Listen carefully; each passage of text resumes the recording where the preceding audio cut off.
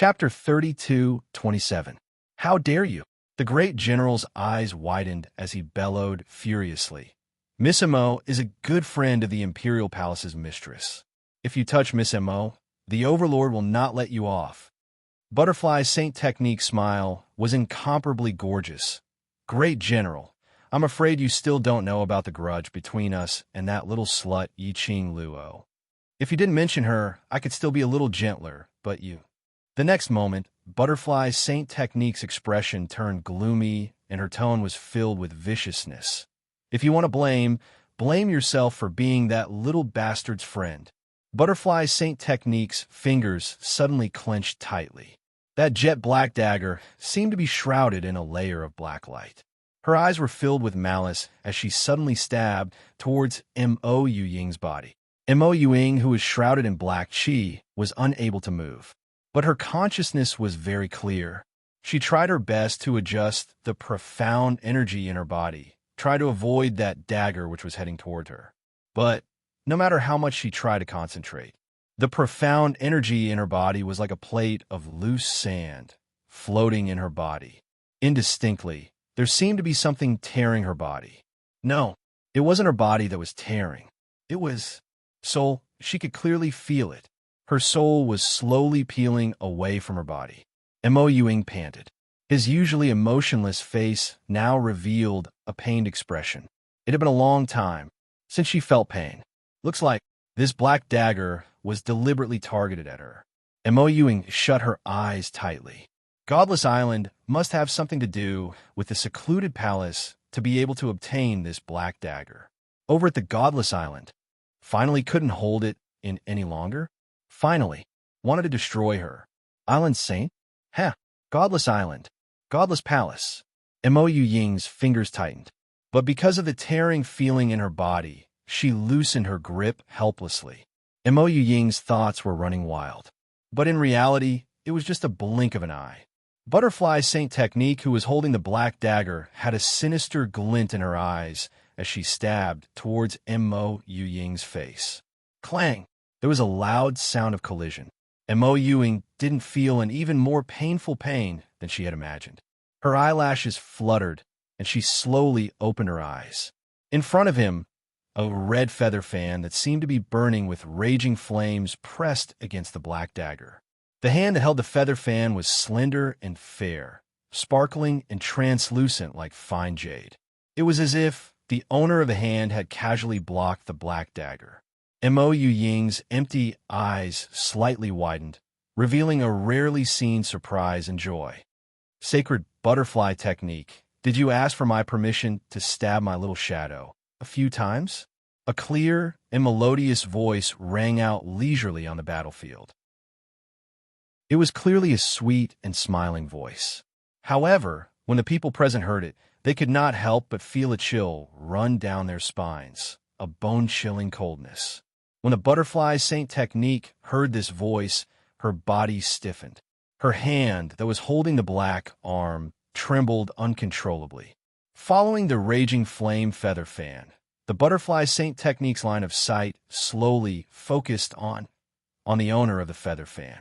Yiqing Luo's arrival was within her expectations, but also unexpected.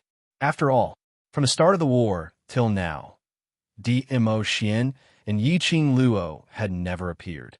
Unexpected, because before the secluded palace took action, Feng Ling had solemnly vowed that she had a way to delay Yiqing Luo and Mo Xian.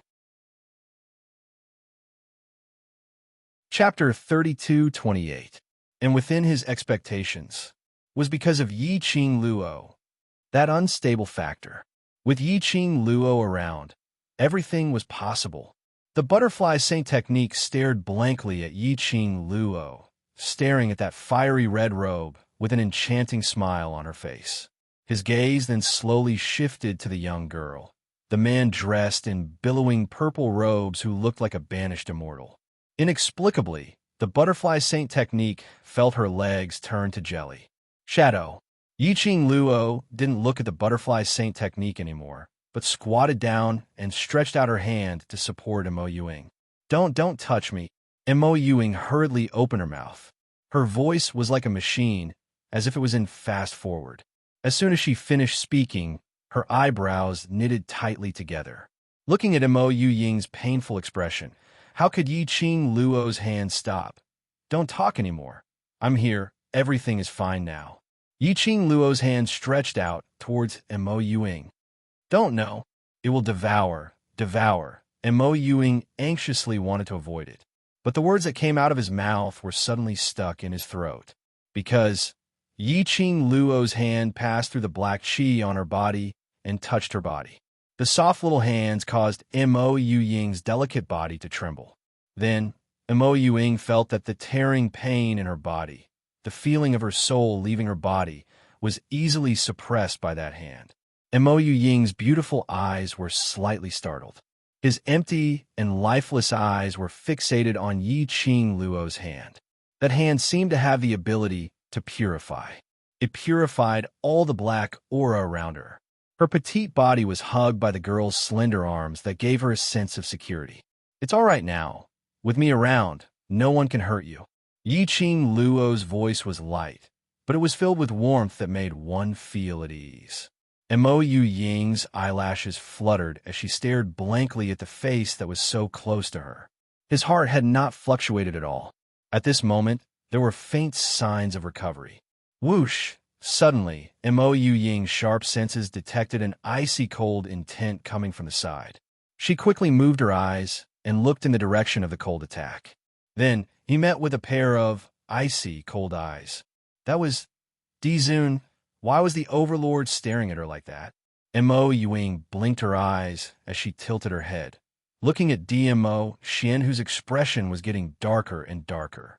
Noticing Mo Ying's movements, Yi Qing Luo's vision also looked over. After seeing Mo Xian's expression, Yi Qing Luo rolled her eyes at him. I treat Shadow as my younger sister, so hugging her is very normal. Could it be that? You want to hug her? Mo Xian's face sank as he spat out two words. No. Then why are you glaring at my shadow for? Yi Qing Luo shielded Mo Ying as she hugged her tightly. Mo Xian's face darkened further. No matter how slow Mo Ying's reaction was, at this moment, he had a strong feeling the Overlord seemed like. He wanted to forcefully pull her out from Qing Luo's embrace. Cough. Well, let me take care of Shadow. Yin Xiao saw the Overlord's expression and rushed out to smooth things over. She took Mo Ying from Yi Qing Luo's arms. Qing Luo, settle the secluded palace's side first. I'll take care of the Shadow. I'll take care of it. Saying that, she used her peripheral vision to shoot a glance at Mo Xian's direction. Mo Ying was switched into Yin Xiao Yi's arms just like that. Mo Xian's expression then took a turn for the better. Yi Qing Luo. Chapter 32-29. Yi Qing Luo stared fiercely at Mo Xian before shifting her gaze onto Butterfly Saint Dharma. Her lips curled up as she smiled sweetly. Butterfly Saint Dharma seems to be very shocked to see me. Butterfly Saint Dharma stared at Yi Qing Luo as her heart started to feel uneasy. It had only been a few months since she last met Yi Qing Luo. Yi Qing Luo's aura, as compared to before, was much more oppressive. She still remembered the first time she met Yi Qing Luo. Although Yi Qing Luo had a little bit of intelligence, her reaction was extremely fast. But standing beside the Overlord, she was just a young lady who could only rely on the Overlord to survive. She even felt that she could totally kill Yi Qing Luo easily. But just a few short months, Yi Qing Luo had already grown to standing beside the Overlord. It would not cover up her radiance, as though only she had the right to stand beside the Overlord. Butterfly Saint Dharma's heart trembled fiercely. Yi Qing Luo's growth. Even she, when facing Yi Qing Luo, wanted to give way to avoid Yi Qing Luo's sharpness. I'm also quite shocked to see you. Yi Qing Luo continued to smile as she spoke. She didn't feel awkward because Butterfly Saint Dharma didn't reply her. She smiled sweetly. Shouldn't the mission of invading South Continent be Butterfly Saint Dharma? Butterfly Saint Dharma took a deep breath as she clenched her fists, pretending to be calm. Yiqing Luo, South Continent Secluded Palace is mine. That young lady, Secluded Palace, is also mine. If you know what's good for you, hand over that young lady, otherwise. Her face sunk as she spoke sinisterly. You don't wish for these soldiers, Imperial Palace's disciples, and your friends to be infected by the large number of dead corpses, right? As Butterfly Saint Dharma said that, her heart gradually gained some confidence. She raised her chin. I know, you have ways to deal with the dead corpses. But a large number of dead corpses. Are you sure you have a way to deal with them? When Yiqing Luo heard that, she giggled softly. Butterfly Saint Dharma, are you sure? Those threats that you said will come true? Are you sure I don't have a way to destroy a large number of undead corpse puppets in one go? You can try. A layer of frost appeared on the butterfly's sacred technique's beautiful face. Yiqing Luo's long and narrow eyes rose slightly as her lips curled into an enchanting smile. Looks like Butterfly Saint Technique still doesn't know what happened in the Palace of Seclusion. She touched her chin and smiled wickedly. Holy Butterfly Technique, do you want to know where my dear Xian and I rushed back to Valley Wind City? The Butterfly Saint Technique's face stiffened. She had a vague guess in her heart. East of the city, behind the ruined temple. Yiqing Luo stared at the Butterfly Saint Technique's eyes as she slowly spat out her red lips word by word. The Butterfly Saint Technique's face suddenly turned pale. So, I'm afraid the reinforcements that you've been longing for won't be able to rush over. Yiqing Luo's eyebrows were as enchanting as a painting, but the words that came out of her mouth were bone-chilling. No, impossible. The Butterfly Saint Technique's face turned pale as she instinctively staggered a step back. How could you possibly find that place, how? Yiqing Luo's long and narrow eyes swept past the Valley Wind City, surrounding the Palace of Seclusion's disciples. The smile beneath her eyes was tainted with a hint of coldness. Chapter 32:30. Who was it? Butterfly Saint Law's pupils dilated. A figure appeared in her mind. Feng Ling.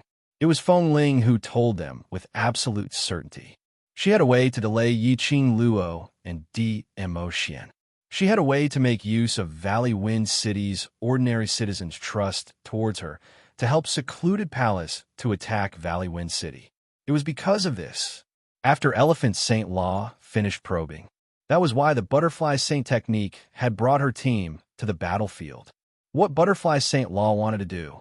Not only did she want to take revenge on Xiang Xingfa, who had pushed her into the vessel of the corpse puppet for Si Yin Mu and almost made her feed to the corpse puppet, and to take the credit for attacking Valley Wind City. But Yiqing Luo appeared. Dmo Xian appeared.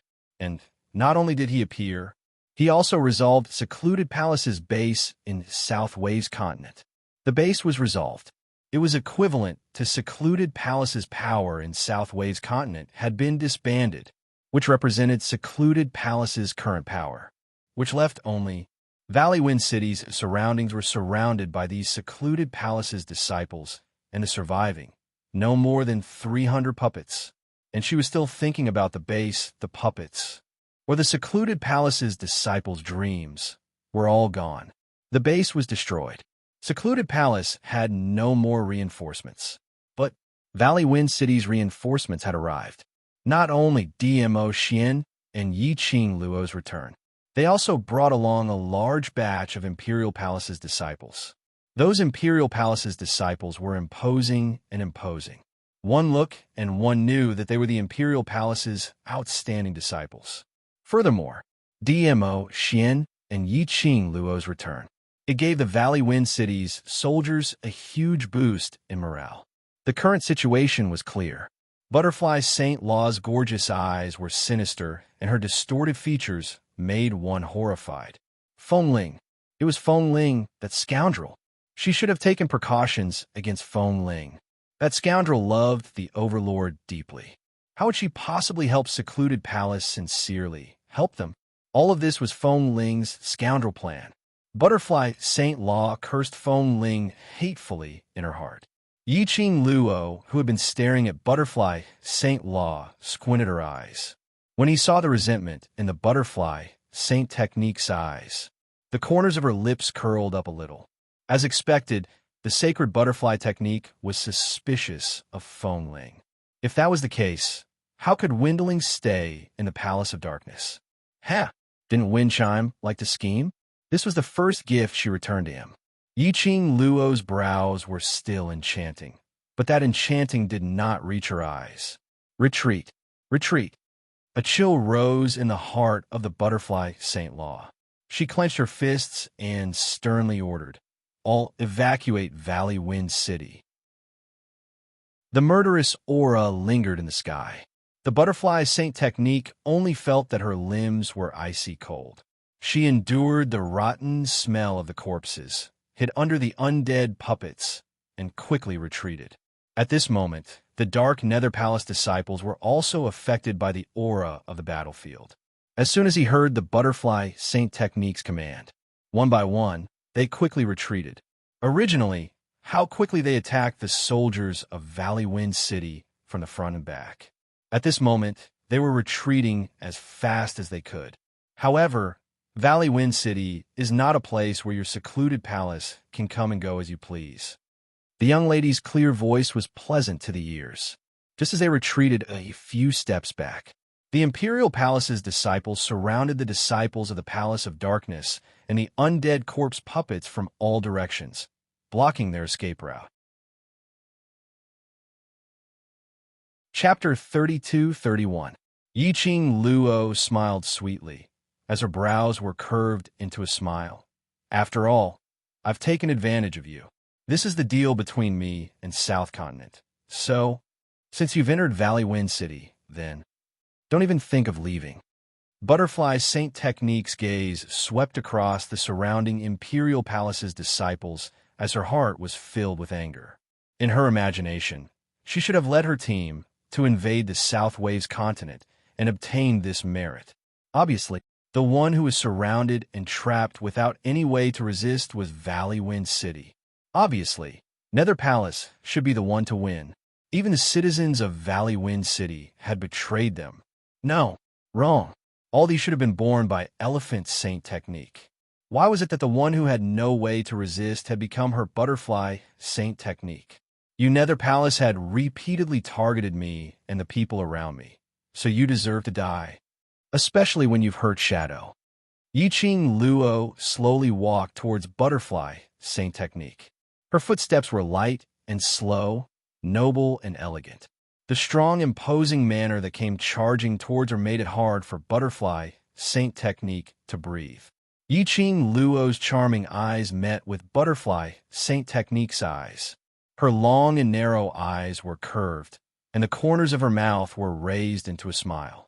But Butterfly Saint Technique could clearly see the murderous intent in the depths of those sparkling eyes. Butterfly Saint Technique's heart suddenly trembled.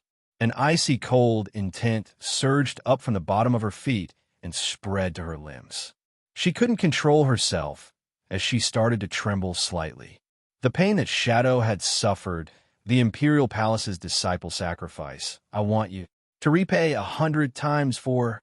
The last 4 words. Yiqing Luo stared at Butterfly Saint Technique's eyes, word by word, squeezed out from the gaps of her teeth. Under this cold gaze, Butterfly Saint Technique felt a surge of fear rising from the bottom of her heart. An enormous pressure shrouded her body and mind. No, not me. Your friend wasn't hurt by me. It's Elephant Saint Technique. Not me. Butterfly Saint Technique's voice trembled. The person who killed so many Imperial Palace's disciples is also Elephant Saint Technique's people.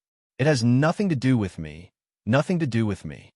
Yiqing Luo's lips curled upwards as her smile became even more enchanting. But you killed Elephant Saint Technique, so I can only seek revenge from you. The sacred Butterfly Technique shook her head vigorously. Even if you didn't hurt Shadow, but you already had the intention to give her a few stabs. Sony, you deserve to be punished. Yiqing Luo continued to smile as she spoke. The flowing light in her eyes was crafty and bright. During the conversation, Yiqing Luo was already 3 steps away from the butterfly saint technique. The butterfly saint technique could deeply feel the majestic aura that was released from Yiqing Luo, suppressing her heavily. From the moment you appeared here, you should bear the consequences. Yiqing Luo's lips curled into a teasing smile. The butterfly's sacred technique's eyes widened. Under this extreme fear, the butterfly saint technique was like a broken jar as she raised her palm and slammed it down towards Yiqing Luo's chest. Whoosh! This palm strike landed on thin air. The sacred butterfly technique's palm fiercely slapped the air. The aftershock of the strong, profound energy caused a few more cracks to appear on the ground. The butterfly's sacred technique's face paled, and she looked around nervously. She was afraid that the red figure would suddenly appear beside her. However, no matter how vigilant she wasn't able to see any remnant shadow of Yiqing Luo. Even when Yiqing Luo appeared beside her, she didn't notice it at all, until Yiqing Luo's silvery bell-like laughter was heard by her ear. The butterfly saint technique was then alarmed as she swiftly retreated to one side. This retreat. Chapter 32. Butterfly Saint Dharma was in so much pain that her entire body turned stiff. The robe on her chest was stained with blood. She turned her head sideways and discovered that the young lady who was laughing beside her earlier had unknowingly appeared behind her. The young lady's eyes were enchanting. Her pink lips had a slight smile, and her face was innocent and pure. But the action of her hands was totally incompatible with her expression. The young lady's hand moved slowly. Butterfly Saint Dharma felt that the wound on her back was as though it was cut open by a sharp weapon. Suddenly, the sharp blade was pulled away from her back. Fresh blood spurted out. She lost the strength to support herself. Butterfly Saint Dharma's body fell heavily onto the ground. A distorted face, so painful that her facial features could not be seen. Yiqing Luo shook the blood-stained dagger in her hand lightly. Yiqing Luo bent over and looked down at Butterfly Saint Dharma. This is the pain that the shadow is suffering. There are still 99 more stabs. Butterfly Saint Dharma was in so much pain that she almost fainted, but her consciousness was still clear. She could clearly feel the feeling of the sharp blade piercing through the flesh and bones. She could even hear the sound of the sharp blade entering the flesh and bones. 99 stabs, payback 100 times? Did Yiqing Luo really want to stab her 100 times? Don't worry, within these 100 stabs, I will not let you die. Yiqing Luo kindly smiled. You should believe in my medical skills. Butterfly Saint Dharma's face was ashen. It will be better to just let her die. Yiqing Luo was still smiling, but the expression on her face turned solemn.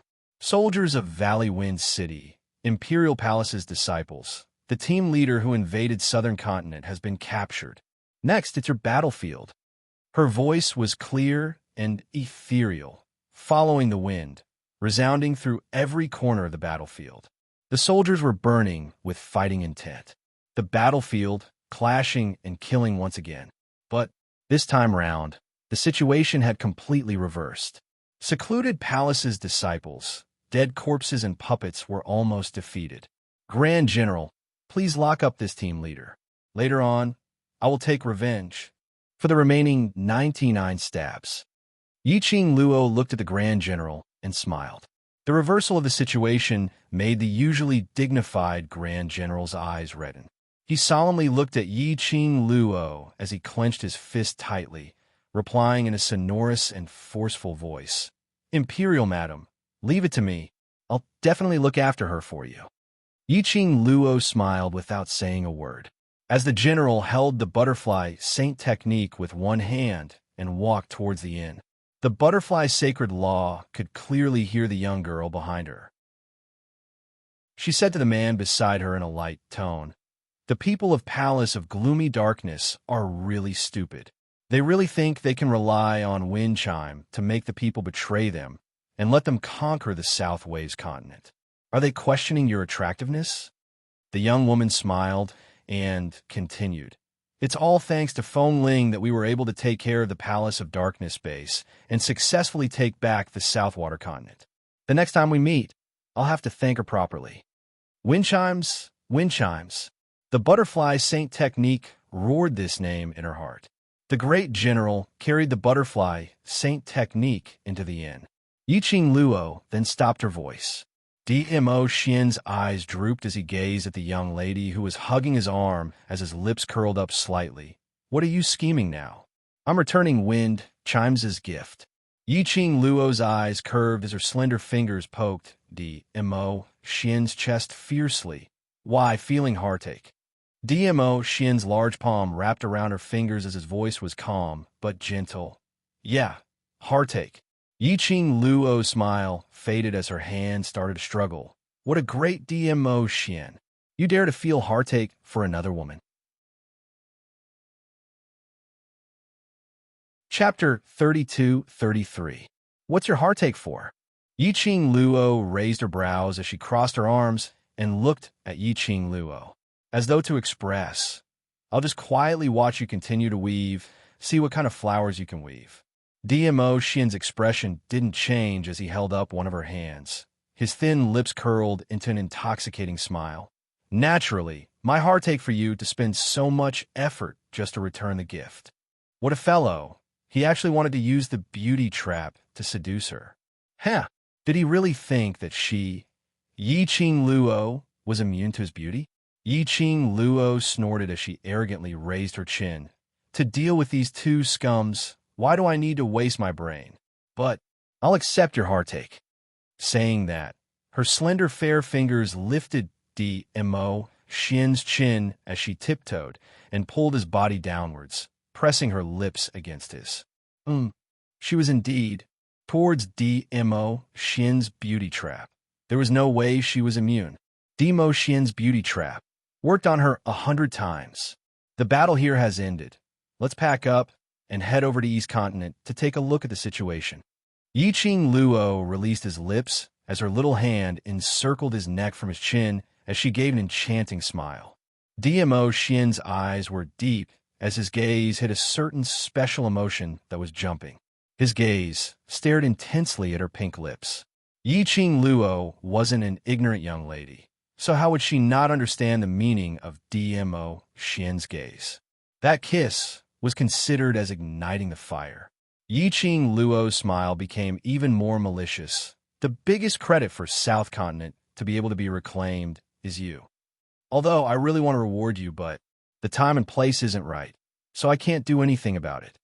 Dmo Xian's thin lips curled upwards as he suddenly bent over, hugging her waist as he carried her in his arms.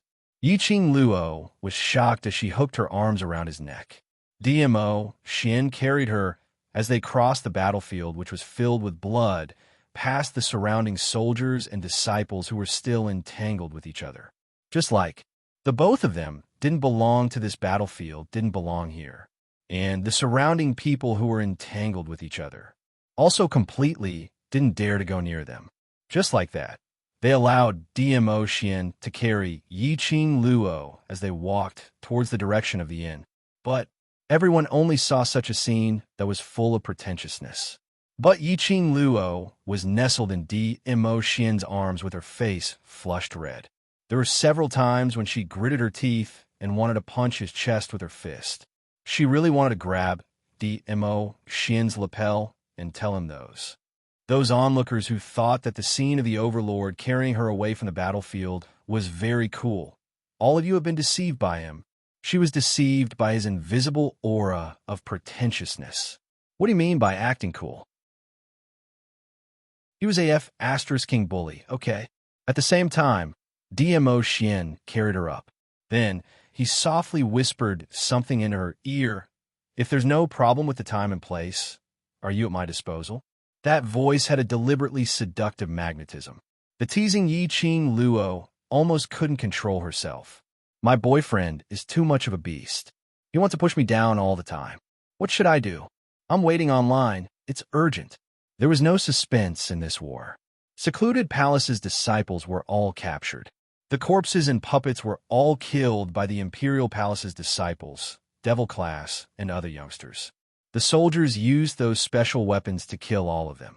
Whereas after the battle in Valley Wind City ended, under Yi Qing Luo's reminder, the Grand General. Chapter 32-34. In less than 3 days, the Southern Wave continent returned to its former tranquility. All over the South Billow continent, the people who were still alive walked out of the darkness and saw the sun again. This was because the monarch of the South Wave continent had fled the South Wave continent before the Nether Palace had conquered the South Wave continent. This caused countless noble clans to look down on the Southern Wave continent's royal family and insult them. Therefore, the sectmaster of the Gufeng sect, Gu Ming, temporarily took over the responsibilities of the imperial family and reorganized the Southern Water continent. Gu Ming was in this battle. In the South Billow continent, it was deeply rooted in the hearts of the people. He would take charge of the overall situation. No one disagreed. Things were settled just like that. They gathered in the afternoon, 3 days later. Yi Qing Luo and the others were already prepared to leave South Tide continent. The general hurried over, his face full of guilt. Lord Overlord, Madam Emperor. Oh no, Darkness Palace. Darkness Palace's team leader, the great general, who was always dignified and straightforward, was now stuttering and unable to form a complete sentence. She ran away, right? Yi Qing Luo smiled as she said what the great general didn't finish his sentence. The general was startled and immediately lowered his head in guilt. I'm sorry. It's my fault. He pursed his lips tightly as he suddenly knelt down towards Yi Qing Luo. May Madam punish me. No need. Yi Qing Luo waved her hand as she helped him up. So be it. But this is a captive that Madame D worked hard to capture. The general clenched his fists. The captives he had been guarding had escaped from him. To him, this was a fatal blow. Not only had he let down Yi Qing Luo's trust, he would also feel sorry for his armor. Moreover, he had let down his duty as the great general. It's all right. You don't have to feel guilty. Yi Qing Luo smiled warmly at the Grand General. If I don't want her to leave Valley Wind City, do you think she can escape? The general's pupils dilated little by little. The meaning of these words was, did the Emperor Madam let the leader of the Palace of Darkness go on purpose? Yi Qing Luo's eyes were filled with smiles as she nodded calmly. Why? The general could not understand. Yi Qing Luo's pink lips rose as she gave a crafty smile. She's already a dying person. How can we let her die so easily? Naturally, it's to make her do something valuable before she dies. Looking at Yi Qing Luo's confident and flamboyant, smiling face, the anxiety in the great general's heart gradually calmed down. Looks like everything was under the lady's control. It was no wonder that after the leader of the team from Abyss Palace was locked up, the Lady Monarch didn't say anything about the interrogation of the leader of the Palace of Darkness team or the results. He just locked up the team leader of the Dark Nether Palace here, just so that the leader of the Palace of Gloomy Darkness could escape from Valley Wind City. However, the general did not understand what the lady meant by final value, but he trusted the Imperial Lady. As long as D. Forn decided, there was absolutely no deviation. South Continent's matter has been settled and Palace of Darkness has suffered a heavy loss. I've left a batch of weapons to deal with the undead puppets for you. Palace of Darkness. For a short period of time, they will absolutely not dare to find trouble with South Continent. Yi Qing Luo patted the great general's shoulder. Chapter 32-35. Amen. Yi Qing Luo smiled.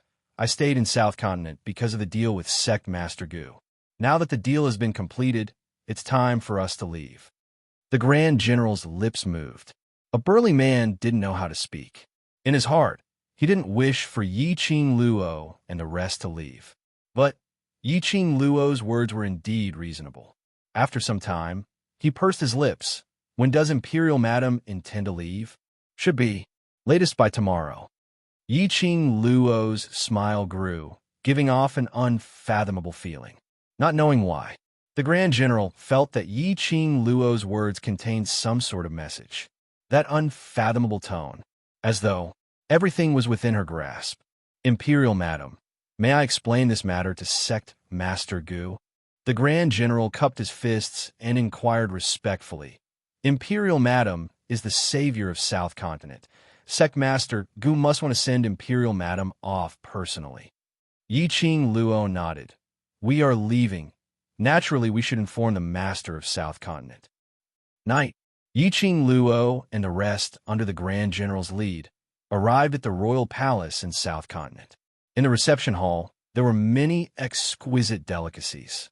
But, although it was exquisite, but because South Continent had yet to regain its original richness, the ingredients were actually very simple. But one could tell, Gu Ming had put in a lot of effort. Gu Ming had already heard about Yiqing Luo and the rest leaving. He didn't stop Yiqing Luo and the rest from leaving, but respectfully and gratefully thanked everyone, and stood up, toasting everyone a cup of wine. Gu Ming tactfully struck up a conversation with the Grand General from time to time.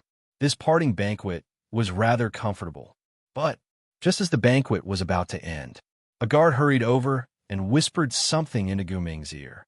Gu Ming's expression instantly darkened. Yiqing Luo acutely sensed that Gu Ming's gaze was on her, taking a look. Yiqing Luo raised her brows. In her heart, she was clear what had happened.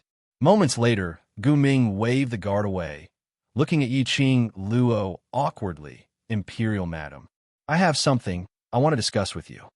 Yiqing Luo put down the wine glass in her hand, her long and narrow eyes raised upwards. That smile, which didn't look like a smile, was even more mysterious and unfathomable. Even Gu Ming, who had been in a high position for a long time, could not help but feel pressured. Let me guess. Yiqing Luo opened her mouth with a light smile. Her voice was clear and calm. Could it be that monarch from East Continent has come to visit? Gu Ming was surprised.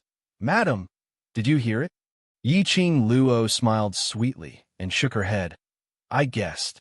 Gu Ming's heart was filled with even more admiration towards Yiqing Luo. Since Yiqing Luo had already guessed it, he didn't mince his words. It's indeed the East Tide monarch who paid a visit, I'm afraid. He's here to seek your help regarding the East Tide continent. If you're not willing to meet him, why not? Yiqing Luo smiled as her brows rose. We originally intended to head towards the East Continent. Since the East Continent monarch is here, I'd like to ask the East Continent monarch to take care of us in the East Continent. When Gu Ming heard that, he didn't think too much about what Yiqing Luo's pleasant words meant. He was afraid that Yiqing Luo would refuse to meet the East Tide monarch because of her relationship with Jade Dome Sect's sect master. In this way, he was stuck in the middle, not knowing what to do. Chapter 32-36. But what Gu Ming didn't expect was, it wasn't only East Wave Monarch who came, and Jade Sky Sect's sect master, Hao Nanren. Hao Nanren's face darkened, and that plump face was filled with unwillingness. East Wave Monarch was walking in front with a friendly smile as he walked in quickly and cupped his fists towards Gu Ming intimately. Brother Gu, long time no see. Congratulations, Brother Gu, for protecting the South Wave continent. Gu Ming's gaze was fixed on Hao Nanren, who was standing behind East Wave Monarch with an unfriendly expression as his lips twitched stiffly. Protecting the South Wave continent is not my credit. I know. In this hall filled with servants, East Wave Monarch didn't address himself as Emperor, as he placed his status very low. And Miss Yi and the World Mercenary Group. He accurately cupped his fists towards Yiqing Luo's direction. His vision, when it met Yiqing Luo's side, on that indolent, peerless man, his expression congealed instantly. Following that, it was a subconscious action. East Wave Monarch knelt down. This action startled Hao Nanren, who had a sullen expression on his face. He looked towards the direction where East Wave Monarch knelt down. His vision was fixed on Yiqing Luo. By right, with DMO, Shin's existence, basically no one would be able to ignore him. But unfortunately, Hao Nanren had suffered the first humiliation in his life in Yiqing Luo's hands. Towards Yiqing Luo, he hated her to the extreme. Especially today, He was forcefully dragged by East Wave Monarch to apologize to her. Hao Nanren's heart was originally filled with rebellion and unwillingness. Now that he saw Yi Qing Luo's face, and because East Wave Monarch didn't care about his face and lowered himself to kneel down, it made the dissatisfaction in his heart completely burst out. Monarch, why are you kneeling down to that slut? Didn't I say that it was Sect Master Gu's credit to chase those people from secluded palace out of South Wave Continent? What has it got to do with that slut? She's just a young lady. How can she overturn the heavens? Don't try any doctor in a desperate situation. Don't forget your identity. You represent the entire East Wave Continent. Hao Nanren's words were filled with sincerity. Then, he looked at the East Wave sovereign with an extremely disappointed expression. His words nearly caused the East Wave sovereign to faint. He knelt on the ground and did not dare to raise his head. He tugged at Hao Nanren's sleeve and shouted in a low voice, "Shut up and kneel down." Monarch, Hao Nanren was enraged as well. Do you want to bring shame to the entire East Continent? Sect Master of the Jade Dome Sect, Gu Ming, who was sitting on the high seat, couldn't bear listening to these words. If you continue to speak rudely, my South Tide Continent will not welcome you. Hao Nanren's face was gloomy, and a gust of cold wind shot out from his eyes that were almost invisible on his chubby face. If the East Wave sovereign hadn't forced him to come to the South Wave Continent, did Gu Ming really think that he wanted to come? So what if the Southern Wave's continent was taken back from the hands of the Netherworld Palace? He had experienced a war. The South Tide continent was no longer the same as before. If he was the East Wave sovereign, he would definitely lead his army to occupy the South Wave continent without a second word. In Hao Nanren's eyes, the current South Billow continent was not even worth mentioning. The East Wave sovereign actually had to lower himself? How could he put his own status so low? Chapter 32-37. Hao Nanren's words were indeed arrogant. The East Wave sovereign, who was kneeling on the ground, broke out in cold sweat. The East Wave sovereign was well aware of Hao Nanren's temperament. Because of this, the last time when Hao Nanren wanted to personally discuss the deal with Yi Qing Luo, she specially promised Hao Nanren half of the benefits of the kingdom. But unexpectedly, however, Hao Nanren still returned empty-handed. Although from Hao Nanren's mouth, he had pushed all the blame onto Yi Qing Luo. However, the East Wave sovereign was no fool. He was well aware of Hao Nanren's temperament. He also knew that it was Hao Nanren's fault that the two sides didn't come to an agreement last time. Later on, the South Wave's continent was attacked by the Dark Nether Palace. East Wave Monarch was more or less interested to test if Yi Qing Luo and the others were really able to deal with the Palace of Gloomy Darkness and defend the South Wave continent. Then, after the war on the South Billow continent ended, without stopping, he rushed over with Hao Nanren. In East Wave's monarch's heart, Yi Qing Luo and the others' abilities were obvious to all. However, Hao Nanren couldn't see the situation clearly and was still putting on airs. East Wave Monarch was so infuriated that he couldn't wait to strangle Hao Nanren. He retrieved the Azure Dragon Pearl from his body and presented it to Yi Qing Luo with both hands. The East Wave sovereign racked his brains to think of a way to explain Hao Nanren's arrogant words. Gu Ming, who was sitting on the high seat, had already heavily slammed the table and sneered, Good, good. Since that's what the sect leader of the Jade Dome sect thinks of me, then I'll wait for the good news here. This sect master wants to see just how you're going to take down the South Billow continent. Make the South Tide continent your world. Gu Ming spat out each word through gritted teeth. This wasn't because he was relying on the presence of Dmo Xian and Yi Qing Luo, hence he dared to say these words. This was the courage of their South Tide continent. Just because the South Billow continent was damaged, it didn't mean that it could be bullied by other continents. If the South Billow continent could really be so easily humiliated by others, the South Billow continent wouldn't have lasted until now. If Hao Nan really wanted to fight this battle, I, Gu Ming, will accompany you to the end. Hao Nanren originally thought that his words would definitely scare Gu Ming so much that his face would turn pale and he would soften his tone and beg for mercy. However, he did not expect that Gu Ming would actually dare to accept his challenge. You really won't shed a tear until you see the coffin. I'll fulfill your wish. Hao Nanren clenched his fists, his eyes filled with murderous intent. He strode out of the hall and continued arrogantly. Gu Ming, after I conquer the South Continent, I will hang your corpse on the city gate for 3 days and 3 nights. Gu Ming gripped the seat tightly. His knuckles tightened and his fingertips turned white. He was suppressing his anger. Just as Hao Nanren was about to walk out of the hall, a lazy and cold voice suddenly sounded in the hall. There was a hint of amusement in the voice. Sect Master of the Jade Dome sect, you want to make the South Billow continent your world? Have you asked me? His voice was so light that there was not a hint of emotion in it. But, however, it caused a chill to run down one's spine. Hao Nanren's footsteps halted as he turned his head back abruptly. No matter how arrogant he was, the expression on his face had turned slightly grave. His vision followed the direction of the voice and looked towards Yi Qing Luo, that purple-robed man beside her. His expression suddenly turned pale. Hao Nanren was stunned on the spot, until East Billow Monarch bellowed in exasperation, "Scoundrel! Hurry and kneel down." Hao Nanren then regained his senses.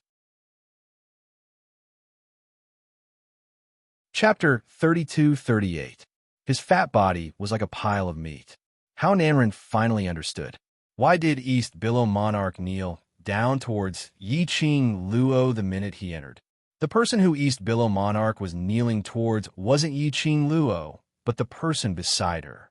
The Overlord. Beside her? No, wait a minute. Why was the Overlord sitting beside Yi Qing Luo?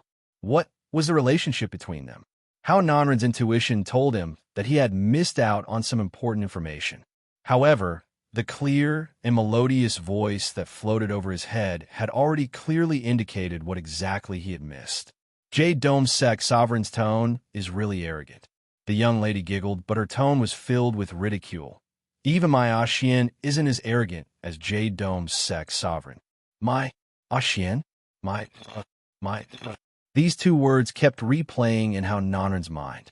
He raised his head abruptly. His eyes stared intently at Yi Qing Luo and Di Emotian. He saw the young lady smiling sweetly as she snuggled into the man's arms, whereas that noble and elegant overlord lowered his eyes as he gazed at the young lady as he gave an indulgent smile. That gaze was so gentle that water could be squeezed out. What kind of indulgence was this? Hao Nanren broke out in cold sweat. Yi Qing Luo's eyes curved as she met Hao Nanren's gaze as she smiled evilly. In this case, Sect Master Gu and I will wait for Jade Dome's sect arrival. Axian and I would like to see with our own eyes how Jade Dome Sect Sovereign will turn South Tide Continent into Hao Nanren's world under our eyes. Yi Qing Luo's voice was very soft and slow. It was as if they were discussing something extremely ordinary. Hao Nanren was sweating profusely when he heard that. East Billow Monarch immediately spoke. Overlord, Madam Emperor, please be angry. Please be angry. He's just anxious. Anxious? Yi Qing Luo sneered. From what I see, he has the intention to replace me. One must know that, before the battle, Jade Dome Sect Sovereign was even more arrogant in front of me than today. East Billow Monarch was trembling in fear. Madam Emperor, even if he really has this intention, our East Billow royal family will absolutely not allow him to do this. Yi Qing Luo tilted her head as her pink lips curled upwards, appearing to be filled with ridicule. I naturally believe in East Wave Monarch's heart. Yi Qing Luo gave a faint smile, but Jade Dome Sect Master. She stood up, her red dress billowing like raging flames, pouring down in torrents. She slowly walked towards the kneeling East Wave Sovereign and Hao Nanren. One step a lotus. Every step she took, the East Wave Sovereign and Hao Nanren felt their hearts skip a beat. Moments later, Yi Qing Luo stood in front of the both of them. She bent down and helped the East Wave Sovereign to his feet with a smile. The sleeves of the East Wave Sovereign were drenched in sweat. Yiqing Luo's face didn't reveal any trace of disgust or disgust as she continued smiling at the apprehensive East Wave's monarch. East Wave's monarch's heart is for the common people. I understand. The East Wave sovereign shuddered.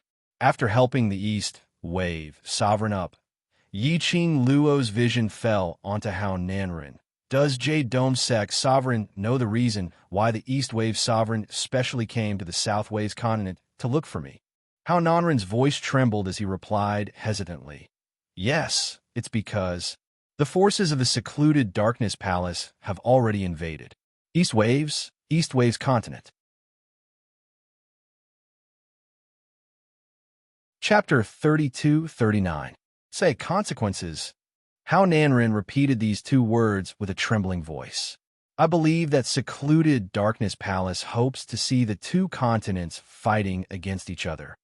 Hearing how Nanren's obvious tone of not knowing what he did wrong, Yiqing Luo's voice turned chilly. Jade Dome Sect Master has ever thought that after your two sects kill each other and suffer heavy losses, secluded Darkness Palace will reap the benefits. What will happen to the commoners of East Tide Continent? When How Nanren heard that, the fats on his body shook violently as he raised his head with a ghastly pale face. Yiqing Luo sneered. Of course, Jade Dome Sect Master will definitely not bother about what will happen to those commoners. By then, Jade Dome Sect Master only needs to beg for mercy from secluded Darkness Palace and bring Jade Dome Sect aside with secluded Darkness Palace to protect his own life. These words were filled with ridicule. How Nanren's pale face suddenly flushed red. Whether he was angry or embarrassed, no one knew. Madam Emperor, no matter what Sect Master How does, he will definitely not side with secluded Darkness Palace. East Tide Monarch saw that How Nanren didn't express his loyalty for a long time as he immediately helped. This time, Sect Master How even brought the Azure Dragon Pearl personally to show his sincerity. Yiqing Luo glanced sideways at East Tide Monarch, and the chilliness in her eyes made East Tide Monarch feel apprehensive. Her pink lips curled up as she gave a ridiculing smile as she spoke in an extremely indifferent tone. I didn't see sincerity, but I saw Jade Dome Sect Master's ambition. This gaze, this tone, it was very obvious that it was sending some kind of message to East Tide Monarch. East Tide Monarch wanted to say something, but he forcefully swallowed it back. Yiqing Luo was warning him. If he spoke up for How Nanren again, probably Yiqing Luo would not give him any face. She might even classify him and How Nanren as the same kind of people. East Tide Monarch personally paid a visit to seek help from Yiqing Luo was naturally because of his utmost trust towards Yiqing Luo's ability. As for How Nanren, he only had a bargaining chip which he could use to persuade Yiqing Luo. East Tide Monarch naturally wouldn't take the risk of offending Yiqing Luo to speak up for How Nanren. The East Wave Sovereign was no longer there to smooth things over. Kneeling on the ground, How Nanren's entire body trembled as his smile widened. Empress, this time I really came with sincerity. This is the Green Dragon Pearl. With a reminder from the East Wave Sovereign, Lin Feng was no longer able to control himself. How Nanren quickly took out the Azure Dragon Pearl and held it above his head. This is the Azure Dragon Pearl that the Jade Dome Sect has been guarding for generations. I present this Azure Dragon Pearl to Lady Emperor on behalf of the Jade Dome Sect. Please accept it. However, in How Nanren's imagination, the scene of him taking out the Azure Dragon Pearl and Yiqing Luo beaming with joy didn't appear at all. Just like that, he maintained the posture of holding the Azure Dragon Pearl up high for about the time it took for half an incense stick to burn. His hands were a little numb from holding them up. How Nanren was annoyed and embarrassed. Suppressing the unhappiness in his heart, he slowly raised his head and secretly looked at Yiqing Luo. The girl was leaning lazily in Dizun's arms. Her long and narrow eyes seemed to be outlining the most dazzling colors in the world. The expression on the girl's face was indifferent and lazy. She didn't even take a glance at the Azure Dragon Pearl in his hands from the corner of her eyes. He had been yearning for it, treating it as a family heirloom which could save his life. But in Yi-Ching Luo's eyes, it seemed to be a piece of abandoned stone. How Nanren's heart, which was filled with hope, started to sink down bit by bit. Chapter 3240. The East Wave Sovereign, who had been standing to the side and had not dared to speak for a long time, was also taken aback. Didn't Imperial Madam want the Azure Dragon Pearl? Why? But now she was dismissive towards the Azure Dragon Pearl. Could it be that Imperial Madam didn't need the Azure Dragon Pearl anymore? East Wave's monarch was feeling apprehensive. His gaze couldn't help but looked towards Gu Ming's direction, inquiring for the reason. The only way to convince Yi-Ching Luo to help East Wave's continent was the Azure Dragon Pearl. If Yi-Ching Luo had no interest in the Azure Dragon Pearl, then what would happen to East Wave's continent? Gu Ming was also in a daze. The entire main hall was silent. No one dared to open their mouths to break this stalemate. They were afraid that if they opened their mouths, Yi-Ching Luo would think that they wanted to help Hao Nanren. Everyone could see that. Yi-Ching Luo didn't like Jade Dome's sex sovereign. Yi-Ching Luo didn't like it, which meant that the Overlord didn't like it. If the Overlord didn't like it, then it meant that the Imperial Palace didn't like it. Who dared to offend the Imperial Palace? Offend the Overlord? Hao Nanren maintained his kneeling position, and the action of raising the Azure Dragon Pearl had already made his arms sore and his entire body numb. His fat body was sweating profusely, soaking the ground he was kneeling on. Beads of sweat dripped down drop by drop. He had never suffered such grievance before. Towards Yi-Ching Luo, Hao Nanren had always looked down on her from the bottom of his heart. His respect, his willingness to kneel down, was all because of the Overlord. But Yi-Ching Luo was merely using her looks, relying on the fact that she had the backing of the Overlord, which was why she dared to be arrogant in front of him. Did Yi-Ching Luo really think that defending South Wave's continent was her credit? The disdain in his heart. Under Yi-Ching Luo's ridiculing gaze, it swiftly took root in his heart. He was extremely furious as the palm, which was holding the Azure Dragon Pearl, clenched tightly. He straightened his body and raised his head. This extremely unyielding action looked extremely comical in Hao Nanren's eyes. He had knelt for too long, raised it for too long. His entire body was stiff and numb. In addition, his entire body was trembling like a ball of meat. If he suddenly straightened his body would not be able to withstand such pressure. His whole body went limp on the ground. The surroundings were filled with suppressed laughter. Angrily, Hao Nanren hammered the ground and glared around, trying to find out who was laughing at him, even if he had to hold back his laughter. That was not allowed either. Ha ha! Suddenly, a burst of light and sweet-sounding laughter resounded in the air above the hall like silver bells. That laughter was like pearls falling onto a plate, extremely clear and melodious. I didn't expect the sect master of the Jade Dome sect to like sticking his face to the ground so much. The laughter continued, full of mockery. In that case, I'll be merciful and allow you to lie there before the banquet ends. These words. In the end, the soldier sitting below could not help but laugh out loud. Even the well-trained servants who were serving him by the side laughed out loud.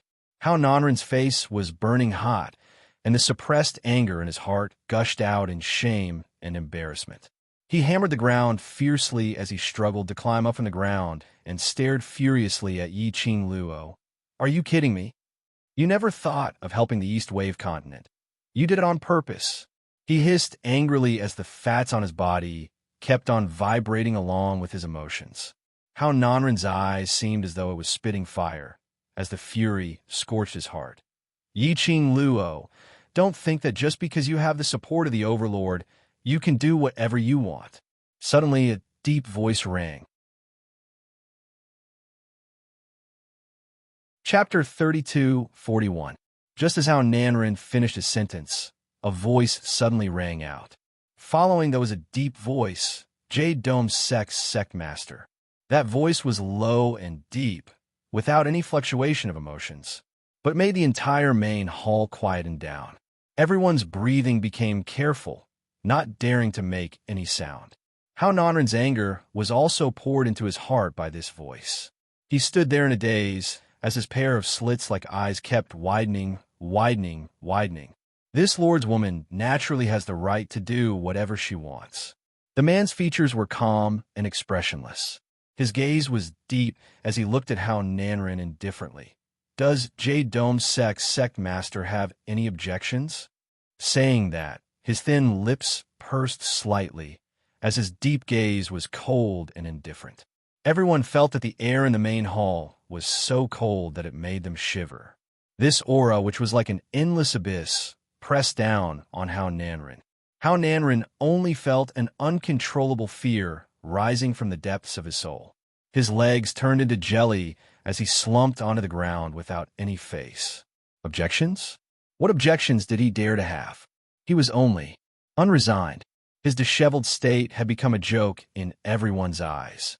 However, that young lady who agitated him, who made him so angry that he lost his rationality, still had a radiant smile on her face, like a beautiful flower blooming, as though she felt that she hadn't sprinkled enough salt on Hao Nanren. Yiqing Luo's petite body fell into Mo Xian's arms as she opened her arms, hugging onto Mo Xian's lean waist. Following that, she gave an evil smile. Amen, that's right, I'm just relying on my Xian support to do whatever I want. What can you do to me? These were provocative words.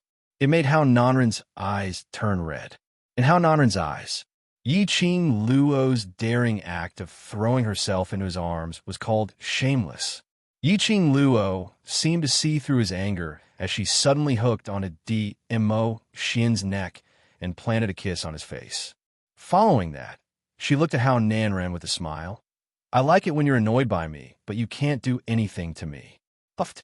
A mouthful of blood spurted out of Hao Nanren's mouth due to his anger. In the blood, there were pieces of red meat. That was their flesh and blood. Obviously, Hao Nanren was furious. Faction leader Hao, the East Water Continent, is about to face a calamity. This is not the time for you to act on impulse. Don't forget the reason why you followed us to the South Tide Continent. The monarch of the East Tide saw that Hao Nanren was still stubbornly refusing to come to his senses. Hao Nanren put his hand on his chest and gasped for breath. His voice was weak and trembling. How did I act on impulse? She wanted the Azure Dragon Pearl. I gave it to her, but she didn't want it. She wants to go back on her word. The Lord of the East Billow opened his mouth, but found himself unable to refute. The Azure Dragon Pearl was indeed something that Yiqing Luo disdained. This was the truth. But East Wave Monarch took a look at Yiqing Luo and stood on Yiqing Luo's side. Since you're here to ask for help, then you should have the attitude of asking for help. If I were you, I wouldn't want to cooperate with you either. Hao Nanren was so angry that his face turned green. Poochie. Right at this moment, a chuckle broke the stalemate. East Wave Monarch and Hao Nanren's vision followed the laughter and looked towards Yiqing Luo. Not knowing when, the young lady had already stood up from her seat. A blazing red robe made one dazzled. A pair of long and narrow eyes made one sink into it. That devastatingly beautiful face was matchless. Chapter 3242. Under this enchanting elegance, everyone felt a chill in their hearts. Who would have the mood to pay attention to Yiqing Luo's alluring looks?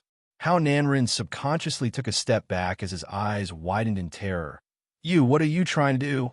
Yiqing Luo's pink lips curled upwards as her pair of fiery eyes fell onto him. The young lady's face was filled with ridicule and ridicule. Jade Dome's sect master, you took a fake Azure Dragon Pearl in front of me. Are you treating Xian and me as fools? The young lady's voice was clear, but her tone was filled with frost. Fake Azure Dragon Pearl. These few words made East Wave Monarch's face turn pale instantly. Hao Nanren was also shocked as he forced himself to remain calm as he stared at Yiqing Luo. What nonsense are you sprouting? This is my Jade Dome sect's ancestral treasure, Azure Dragon Pearl. How could it be fake? Jade Dome sect's sect master treats all of us as fools? Yiqing Luo laughed lightly as her eyes were filled with ridicule. Hao Nanren took a few steps back in terror. I didn't. It's true, it's true. Throw him out. Yi Qing Luo calmly interrupted his rebuttal as her voice was cold. Hao Nanren's rebuttal stopped instantly. Stay here. If the Overlord wanted to stand up for his woman, he might not be able to leave South Wave Continent today. But if Yi Qing Luo asked someone to throw him out, at least he would be able to keep his life. Hao Nanren didn't even resist. He was directly carried up by the Imperial Palace's disciple who took orders from Yi Qing Luo and dragged him out of the main hall. Yi Qing Luo sat down once again. Her pair of curved eyes squinted as she stared at Hao Nanren's figure, which was being carried out as her lips curled into an evil smile.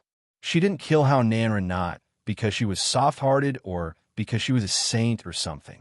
It was because she couldn't destroy the balance between the four continents in Nirvana realm. The rumors about the four great sects might not be fake.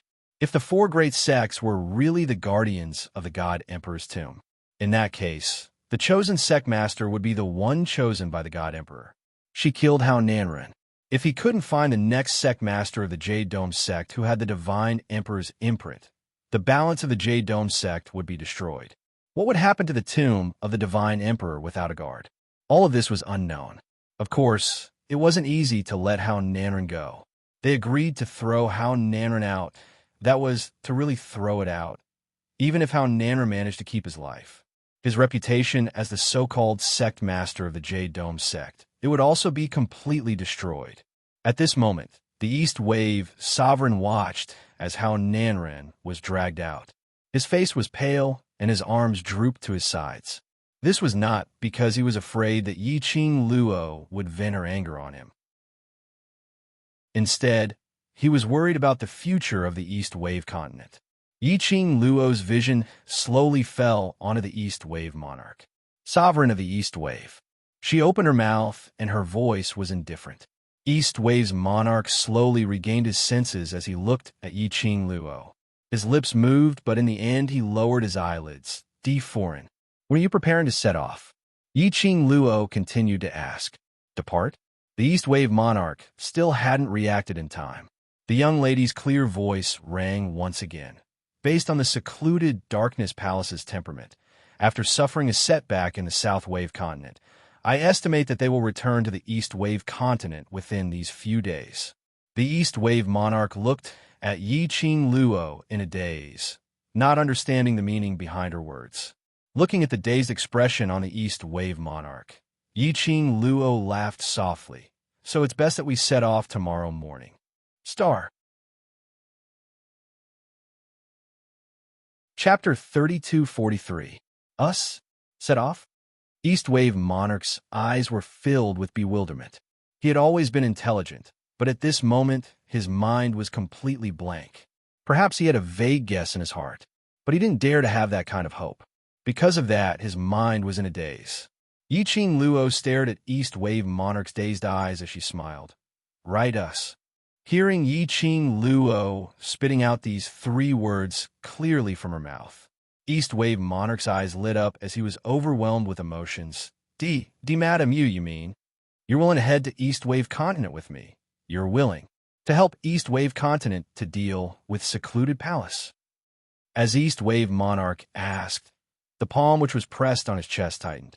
His stomach was filled with apprehension and anxiety. Amen. Yi Qing Luo smiled as she gave East Wave monarch his final affirmation.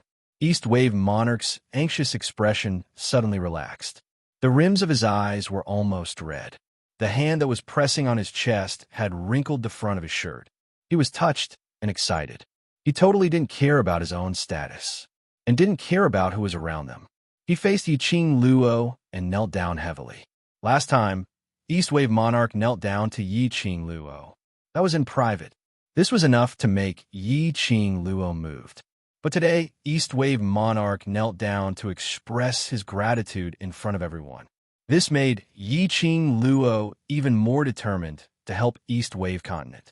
Sometimes, lowering one's head didn't mean one was weak. But for the things he protected, the people he protected, the sincerity he gave, to be able to make a country's monarch in another foreign continent, in front of another continent's people, to sincerely kneel down to express his gratitude. It was enough to show how much this country's monarch valued his own continent and how much he valued his own people. East Wave Monarch, you don't have to be so courteous. Yiqing Luo's sleeves fluttered as she supported East Tide Monarch up. After this battle in South Tide Continent, Secluded Darkness Palace will definitely come up with corresponding countermeasures. Even if I agree to help East Tide Continent, but that doesn't mean that I can really help you defend East Tide Continent. The East Wave Monarch smiled gratefully and shook his head. Your willingness to lend a hand is the greatest help to the East Wave continent. No matter what the outcome is, the Empress, the Emperor, the World Mercenary Group will always be the people I will be grateful to. Yiqing Luo smiled and changed the topic, but I have a small request. Just say the word, Lady Emperor. As long as it's within my power, I'll do anything for you. The East Wave Sovereign said resolutely.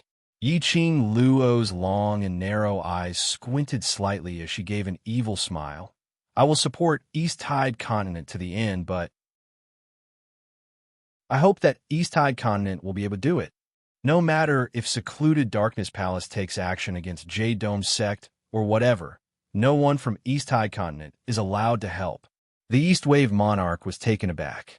This, I understand. One more thing. If the East Wave Monarch knows who Jade Dome Sect's young sect master is, please secretly bring Jade Dome Sect's young sect master to your side. Yiqing Luo continued. If Hao Nanren dies, then it'll be troublesome. The East Wave Monarch will assist that young sect master to inherit the position of Jade Dome sect master. This request made the East Wave Monarch completely stunned. Yiqing Luo didn't urge him to reply immediately. Chapter 3244. Someone like Hao Nanren was like this. If he didn't die, he would definitely become an annoying fly. Furthermore, it was a very disgusting kind of fly. Therefore, while killing Hao Nanren, he would ensure that the next successor with the Jade Dome Sect's Divine Emperor's mark would inherit the Jade Dome Sect. The balance of the East Continent was stabilized. I understand. East Billow Monarch remained silent for a moment before he finally cupped his fists and spoke to Yiqing Luo solemnly. I will definitely fulfill the 2 requests that Imperial Madam has mentioned. Yiqing Luo picked up a cup of wine on the table and raised it towards the East Wave's Monarch as she smiled. East Wave's Monarch, it's a pleasure working with you. In a daze, the East Wave Sovereign accepted the cup of wine handed to him by a maidservant beside him. It's a pleasure working with you. The atmosphere of a banquet was restored in the main hall. It was as if the scene that was disturbed by Hao Nanren just now had never happened. On the high seat, Guming secretly suppressed the chill on his back and heaved a sigh of relief. After Yiqing Luo raised her request, subconsciously, a picture emerged in Guming's mind. The smile on the young girl's face was cold, as if everything was under her control. I will wait for him to offer up the Azure Dragon Pearl with both hands and cry for me to save him. His entire body trembled. He believed it with all his heart. In the coming days, Hao Nanren would definitely offer up the Azure Dragon Pearl with both hands and cry for Madame D to save him. Fortunately, from the very beginning, he had chosen to believe in this girl who could bring miracles to everyone. This might be the legendary. A single thought, a single choice would determine the true meaning of life. Guming's heart was in turmoil. At this moment, the great general's heart was also very complicated. In his eyes, Yiqing Luo was already a godlike existence. He still remembered in the morning when he asked Yiqing Luo when she was planning to leave South Tide Continent. Yiqing Luo's smile was unfathomable and mysterious. She said, tomorrow at the latest. That very night, the East Wave Sovereign and Hao Nanren arrived. He finally understood the deep meaning behind Yiqing Luo's smile at that time. In other words, Yiqing Luo knew right from the start. The East Wave Sovereign would rush over to the South Wave continent and ask for her help again. From the very beginning, she had planned to help the East Wave continent. In Great General's mind, all the things that Yiqing Luo had done in South Tide continent surfaced in this period of time. The more he thought about it, the Great General had become Yi Qing Luo's diehard fan.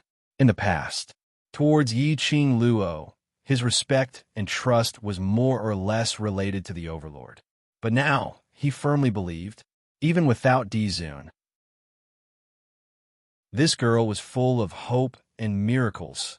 He would definitely be able to defend the South Waves continent. The farewell banquet ended. Yi Qing Luo held onto Mo Xian's arm as they brought their brothers back to the inn. Tomorrow, they would be leaving the South Tide continent. The brothers returned to their rooms to pack their things. Yi Qing Luo pulled Mo Xian along as they headed toward a room at the corner of the second floor. This was Mo Yuying's room.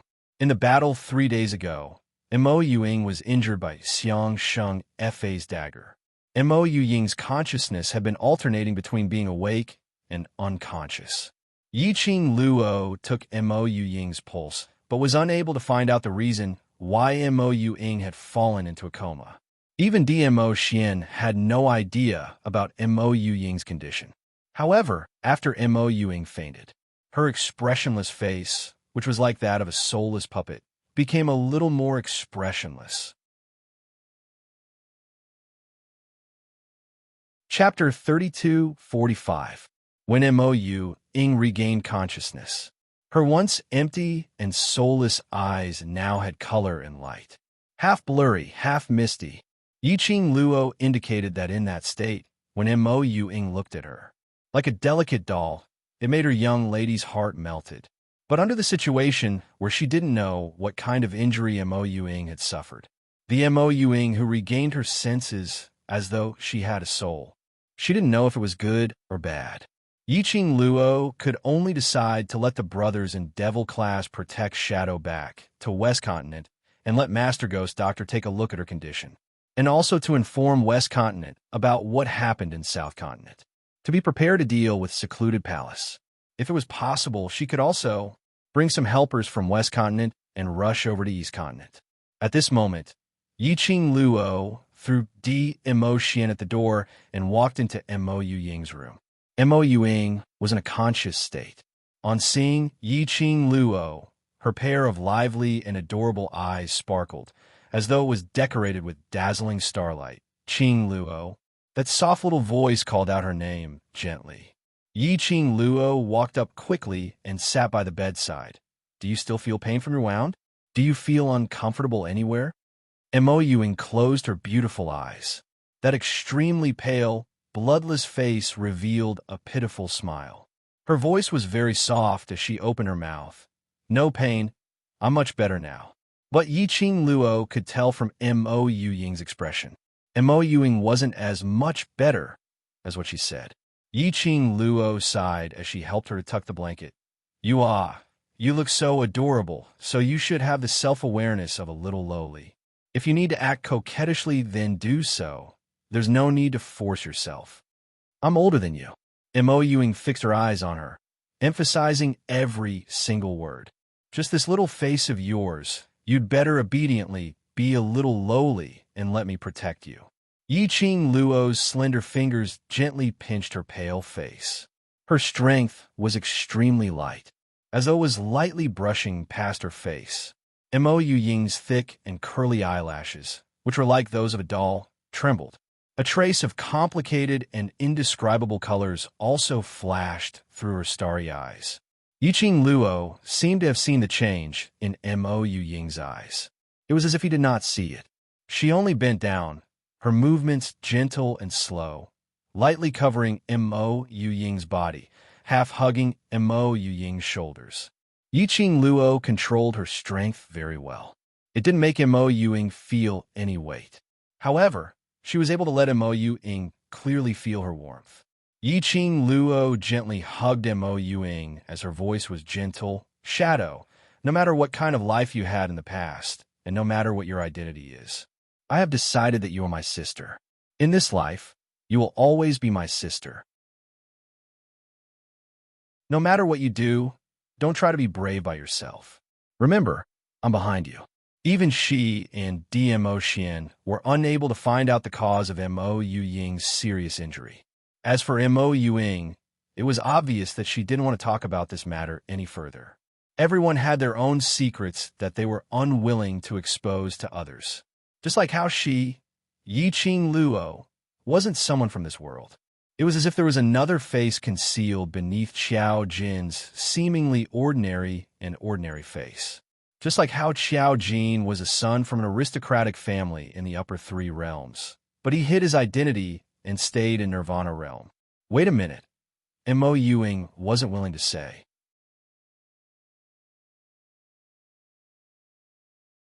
Chapter 3246. Qing Luo. Mo Ying's nose was filled with the fragrance of a young girl. That gentleness made her heart feel as if it was covered by some kind of warmth. It made her feel at ease. Mo Ying closed her beautiful eyes as she absorbed the warmth from Yi Qing Luo. Her pale lips slowly rose into a slight arc. I'm fine. Next time we meet, I'll still be me. A soft voice floated into his ears. Yi Qing Luo smiled lightly as her eyes curved. Why don't we make a bet? What? Mo Yuing opened her eyes, and her beautiful eyes brightened. Let's bet. Will I return to the West Continent to look for you first, or will you come to the East Continent to help me? Yi Qing Luo beamed as she revealed the terms of the bet. Mo Yuing was slightly startled and immediately smiled. Okay, I'll bet. Yi Qing Luo touched the hair on her forehead. After the matters in East Continent are settled, I'll accompany you back to Godless Island. Mo Ying's smile froze. Her curly eyelashes drooped slightly. So, Yi Qing Luo knew. Yi Qing Luo had always known. That dagger came from Godless Island. She was the island sage of Godless Island, the Lord Island Sage who was above the Island Master.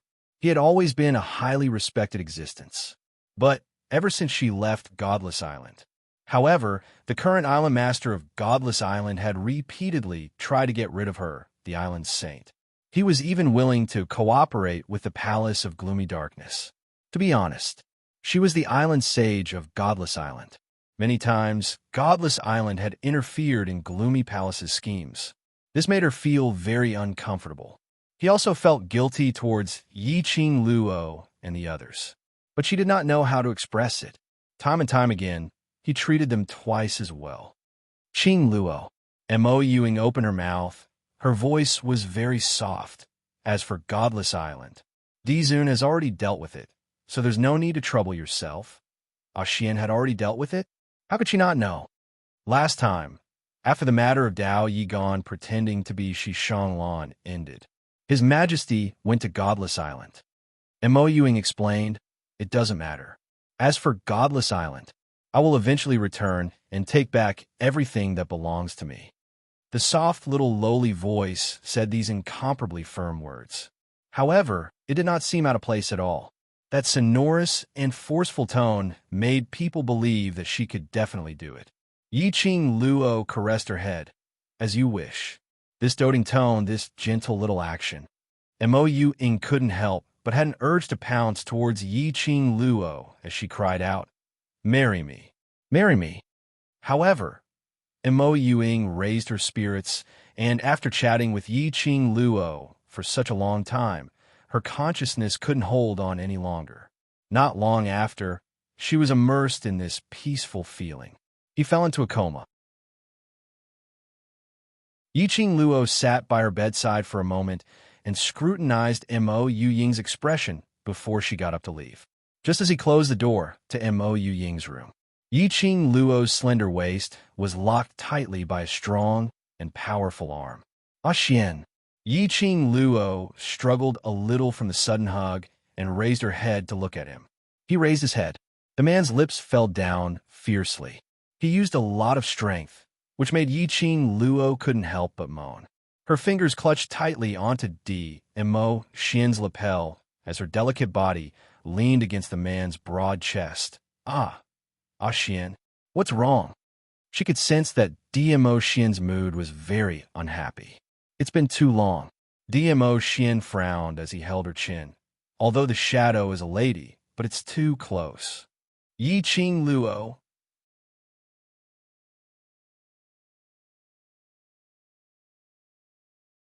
Chapter 3247.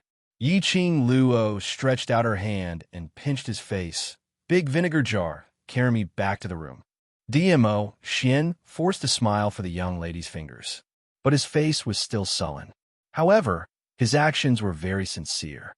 Directly hugging Yiqing Luo's waist into his arms, he turned around and headed towards their room.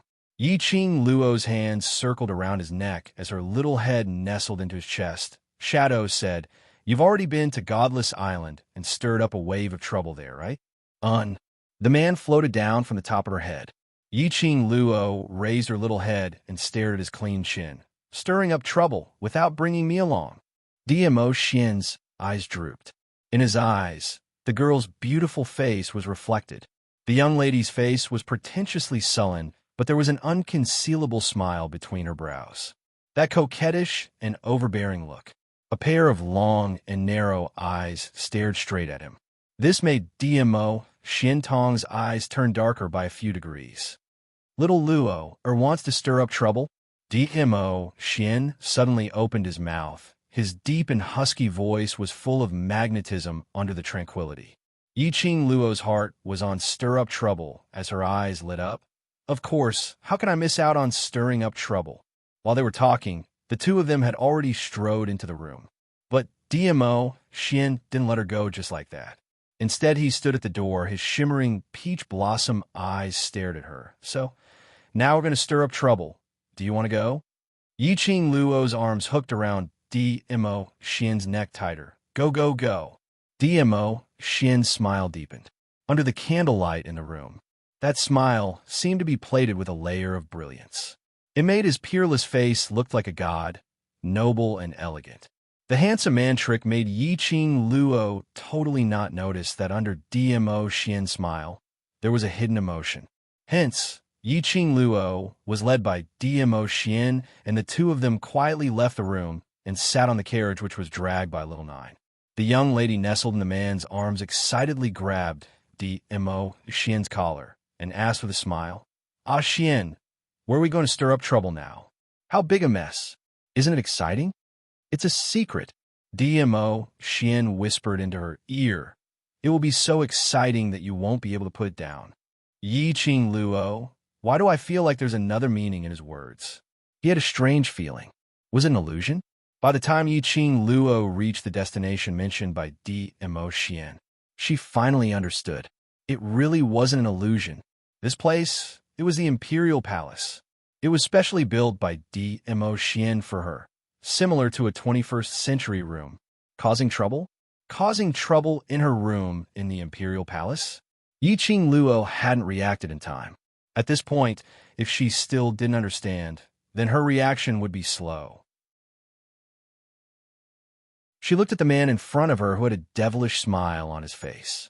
Yiqing Luo discreetly moved towards the direction of the window. He took a step forward. The man's long arms had already clasped her slender waist. The girl's delicate body fell into the man's broad embrace.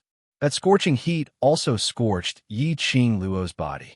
"Didn't you say that as long as the time and place is fine, I can do whatever I want?" The man's deep and hoarse voice rang above her head. "Now, the time and place is just right. Lil Luo, you can't escape."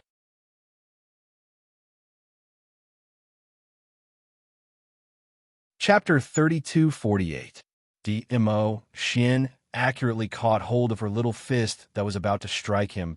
His elegant brows were stained with a smile that made one sink into it. "Lie? What I lied to you about? You said to bring me to stir up trouble. You cheated me back to the Imperial Palace."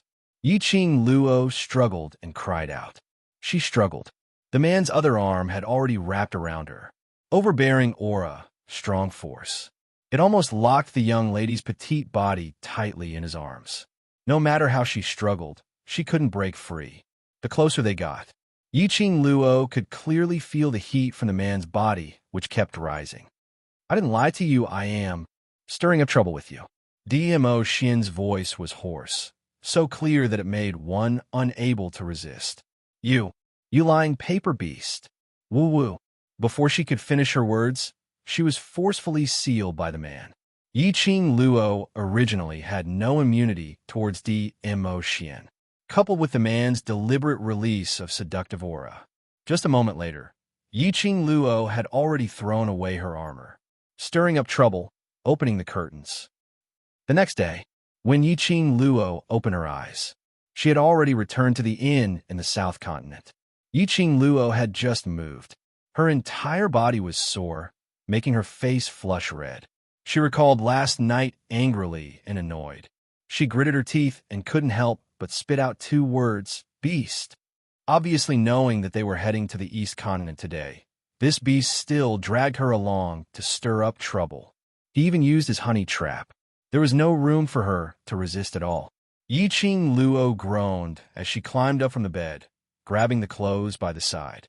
Her arm was sore. Even a movement of lifting her hand was a little strenuous. Her fingers were just about to touch the red robe hanging by the side. Following that, she felt a light breeze brushing past. That red robe had already brushed past her fingertips, landing on a slender finger. That jade-like finger, the joints were distinct. Oof. When she saw that person, Yiqing Luo turned her little head as a cold breath came out from her nose. The bed beside him sunk a little. The elegant sandalwood fragrance instantly enveloped Yiqing Luo entirely. The man's magnetic voice, full of laughter, came from beside her ear. "I'll help you." "I don't need your help." Yiqing Luo turned her head away, unwilling to look at her. The man scooped with his long arm. Her delicate body was in the man's arms. She was too lazy to struggle. Most importantly, her entire body was sore, and she couldn't struggle at all. The man helped her put on her clothes slowly and gently. Then, he gently and considerately tucked her hair into a simple and elegant style. His movements were very skillful, as if he had done this kind of thing often. Through the bronze mirror, although Yiqing Luo's face was stiff. However, her gaze was fixed on his slender fingers. Yiqing Luo was astonished by Dmo Xian's proficient hair binding skills. Everyone knew the mysterious and noble overlord. Even his own hair was done by the protectors or secret guards. How was it possible for him to pull up a woman's hair? So, Dmo Xian wanted to tie up her hair. How long had he been practicing in secret? He was really a man who was so silly that he was cute. Yiqing Luo's heart was filled with rage. And because of Dmo Xian's fawning actions, it completely disappeared. Just as Yiqing Luo pursed her lips and was about to open her mouth to forgive Dmo Xian, then she felt her hair tighten. Something was stuck in her hair, under the bronze mirror. That simple and elegant hair. The hairpin shone brilliantly. Just one look, and Yiqing Luo fell in love with this hairpin. Star.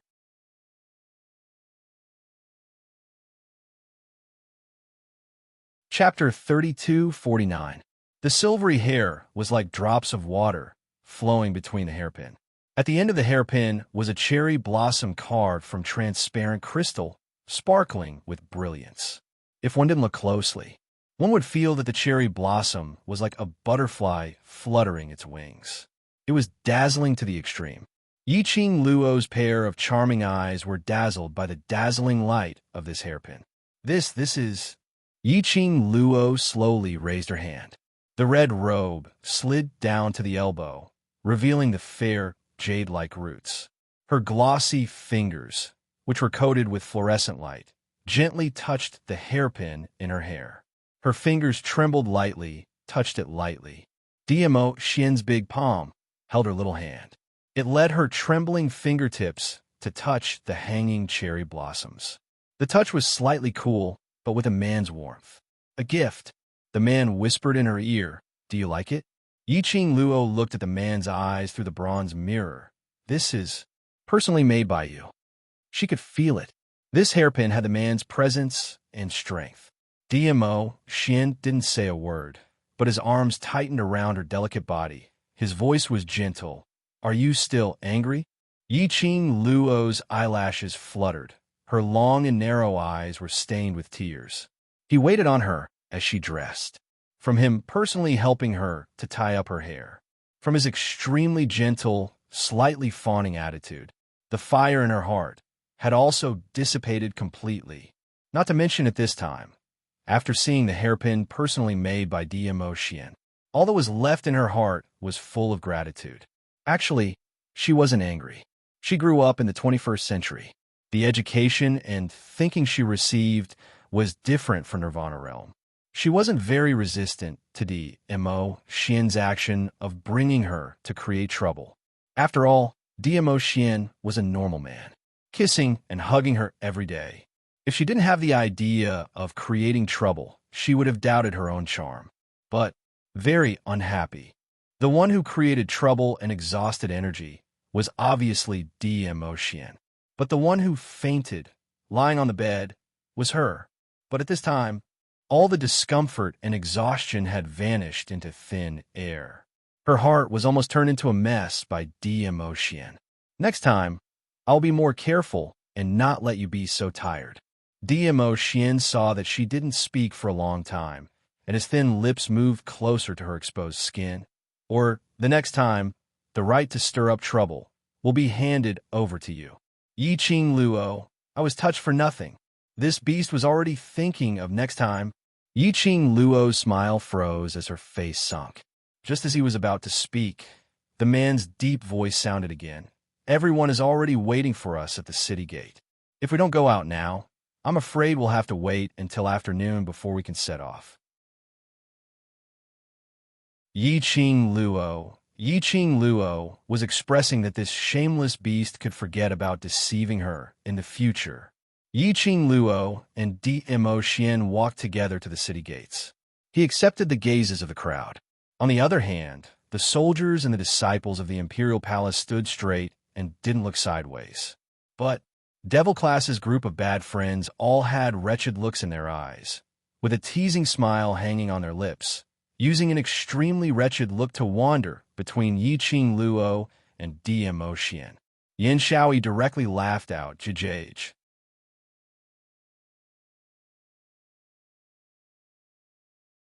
Chapter 3250.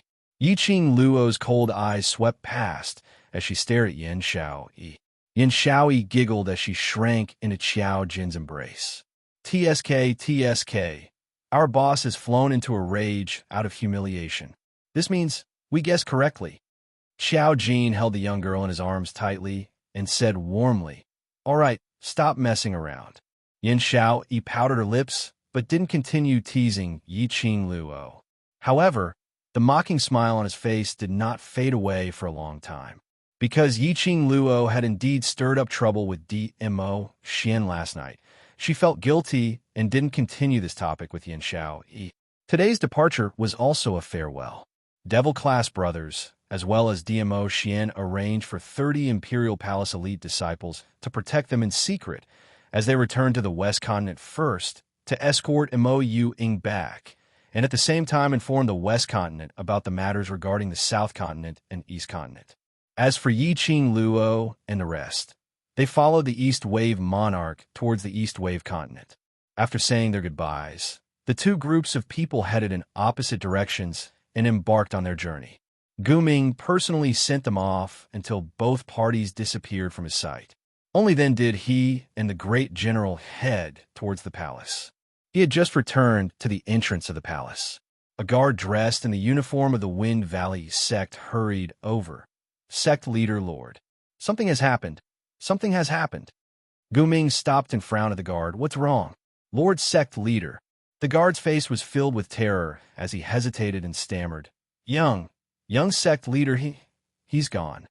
The South Wave continent and the East Wave continent weren't that far apart. Moreover, there was a small path that led straight to it. It could be seen that the relationship between the East and South continents was much closer than the other continents. Within a day, Yi Qing Luo's group had already moved into the East Continent's Imperial Palace. Before East Wave Monarch personally went to South Wave Continent to plead with Yi Qing Luo, he had already given the order in the palace. The palace maids were extremely respectful towards Yi Qing Luo's group. After a day of rest, Yi Qing Luo and Dmo Xian planned to head towards the place which East Wave Monarch mentioned earlier, that suddenly appeared and released a strange, mysterious energy from the desolate mountain. In other words, the East Wave Sovereign's guess was that the forces of Netherworld Palace had secretly invaded this place. That place was likely to be the secret base that Dark Nether Palace was preparing to set up in the East Continent. Yiqing Luo recalled the corpses she saw in the base in South Tide Continent, and the struggling souls in the refining vessels. Her eyes were filled with a layer of coldness. If he could stop it in time, if they were the first to destroy Abyss Palace's base in the East Wave Continent, he could only destroy it. The gloomy palace used corpses and human souls to refine undead puppets. But there were always accidents in everything. After all, Yiqing Luo and the others were esteemed guests who were personally welcomed into the East Tide Continent by the East Tide Monarch. In addition, after East Water Continent's Jade Sky Sect's sovereign heard that Yiqing Luo and the others had arrived at East Water Continent, he slandered them in various ways. This caused numerous powerhouses and commoners in East Continent to be extremely curious towards Yiqing Luo and the rest. They also wanted to know. After all, the royal family's respect towards Yiqing Luo and the rest was real. Or was it Jade Dome sect master's hatred and vilification towards Yiqing Luo and the others real? Because of this, Yiqing Luo and Dmo Xian wanted to settle their business properly. Behind them, there was a large group of people, those who heard the news and came to join in the fun. Most of the powerhouses were people.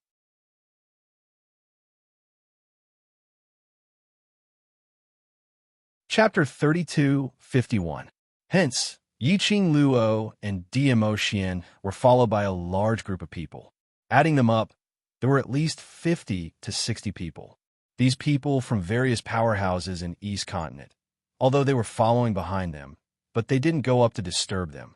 After all, there were people whom East Continent Monarch had personally welcomed back, although the various powerhouses didn't understand East Continent Monarch's actions.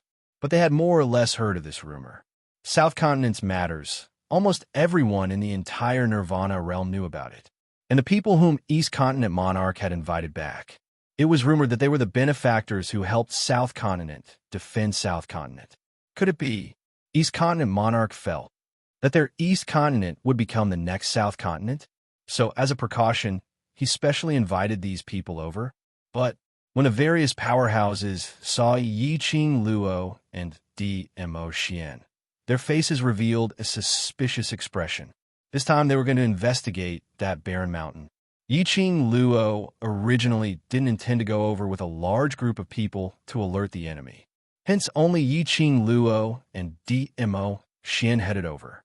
In the eyes of the various powerhouses, the young lady was dressed in a cherry red long dress, a stunning beauty. Beautiful, indeed beautiful, like a fairy from the 9 heavens who had descended to earth. As compared to Princess Lanling Nua, who was once famous in the East Continent, she was even more beautiful. No, there was no comparison at all. But this beauty, could it kill Secluded Palace? Could it save the East Continent? And this young lady looked too young. How could she possibly be an expert who helped South Continent defend the continent? Then, the purple-robed man beside the young lady was tall, and his every movement was noble and elegant, even though he was wearing a half-mask, concealing half of his looks. From this, one could tell just how peerless his appearance was under the mask. But this handsome, could he kill Secluded Palace? Could he save the East Continent? The various powerhouses' hearts were filled with doubts. Logically, based on South Continent's situation, plus Yiqing Luo and Dmo Xian's reputation, no matter what, East Continent's people should know their identities. But precisely because South Continent's situation was so severe that it was almost exterminated. Moreover, their opponent was the newly risen palace of gloomy darkness, whose momentum was heading straight for the Imperial Palace. Moreover, the secluded Darkness Palace had a secret weapon that was impervious to swords, spears, water, and fire. Even if the other continents heard about this, they did not dare to interfere. He was afraid that he would get into trouble. Because of this, no matter how close the East Wave Sovereign was to the Wind Valley sect master of the South Wave continent. Before discovering the abnormality of the barren mountain, the East Wave Monarch had no choice but to send out his own secret guards to assist Qin Lai in secret. He could only choose to protect himself. After all, in addition to being a good friend of Guming, more importantly, he was the monarch of the East Wave continent. So, until now, these people only knew of the tragic state of the South Wave continent and some news from the East Wave sovereign himself. However, he did not know much about the specifics of the situation and the reason why the South Wave continent was able to survive in the end. Just when everyone was full of doubts, a deep voice came from the crowd. "Are you the benefactors that Lord Monarch asked to come back?"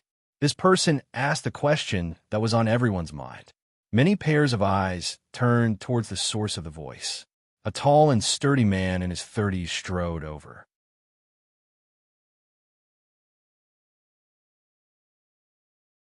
Chapter 3252. Yiqing Luo also stopped in her tracks as she shifted her gaze towards that man. From the attitude of the group of people from various powerhouses who had been following behind her, this 30-year-old man's status in Jade Dome City shouldn't be low. But from this person's imposing manner, one could judge that this person was coming with ill intentions. The man beside her leaned forward slightly. Using his shoulder, he blocked in front of the young lady. This subconscious action made Yiqing Luo's lips blossomed into a smile. Knowing that this person's ability wasn't her match, but he still made a move to protect her. This meant that this man, no matter if it was his subconscious or his muscles' instincts, they were all thinking of protecting her. Yiqing Luo's eyes curved in a crescent as she hugged Dimo Xian's arm with both hands. And Yiqing Luo's brilliant smile, and that action of hugging Dimo Xian's arm, in the eyes of this person, who was around 30 years old, that meant that she totally didn't put him in her eyes. That was intentional provocation. The man's originally solemn and dignified expression instantly darkened, in broad daylight. As a lady, how dare you offend public decency? In Nirvana realm, although there wasn't that kind of old thinking that a lady must obey the 3 virtues and must not step out of the house. But toward a lady, it was still harsh. No matter how high a lady's profound grade was, she still had to marry after all. Ultimately, she still had to bring along her entire life's worth of ability to contribute to her husband's family. Like hugging and kissing a man on the streets, this kind of action, generally speaking, a lady absolutely could not do it. But to Yiqing Luo, this was merely an ordinary matter. Hearing the man's malicious tone of questioning, Yiqing Luo couldn't help but laugh. A pair of long and narrow eyes, curved upwards, extremely bewitching. In her eyes, it was as if poppy flowers were blooming, so beautiful that it could captivate one's soul, making one suffocate. Even the man who came looking for trouble couldn't help but be mesmerized by this smile. "This, old uncle, may I know who are you to me?" Yiqing Luo smiled lightly as she spoke word by word, although there was a hint of laughter in her voice. However, his tone was so cold that it could cut through the bones. The blinded man immediately shivered. His back felt cold from those cold words. "My husband and I can do whatever we want. What does that have to do with you? What rights do you have to judge me?" Yiqing Luo was still smiling as her charming eyes curved slightly, gazing at the man. In the air, there was a formless pressure. The man's face was no longer ashen, but instead it turned pale. It was as if he was unwilling to admit that he would be frightened by the aura of a little girl. His bell-like eyes stared fiercely at Yiqing Luo, his eyes filled with warning murderous intent. This general is East Continent's country protector, General Chao Qian. Protector of the state? General? This person was actually a general? In Yiqing Luo's mind, the great general whom she had met in the southern continent surfaced. They were both tall and sturdy men in armor. But why was his temperament completely different? The great general was full of righteousness. On the other hand, the person in front of him was fiendish and vicious. Clearly, his hands were stained with blood. Towards this country protector general, Yiqing Luo didn't have any good impression at all. Country protector general? Yiqing Luo scoffed as her charming eyes swept past Chao Qian. So what about that? That light sweep. As compared to ridicule, it was more like humiliation.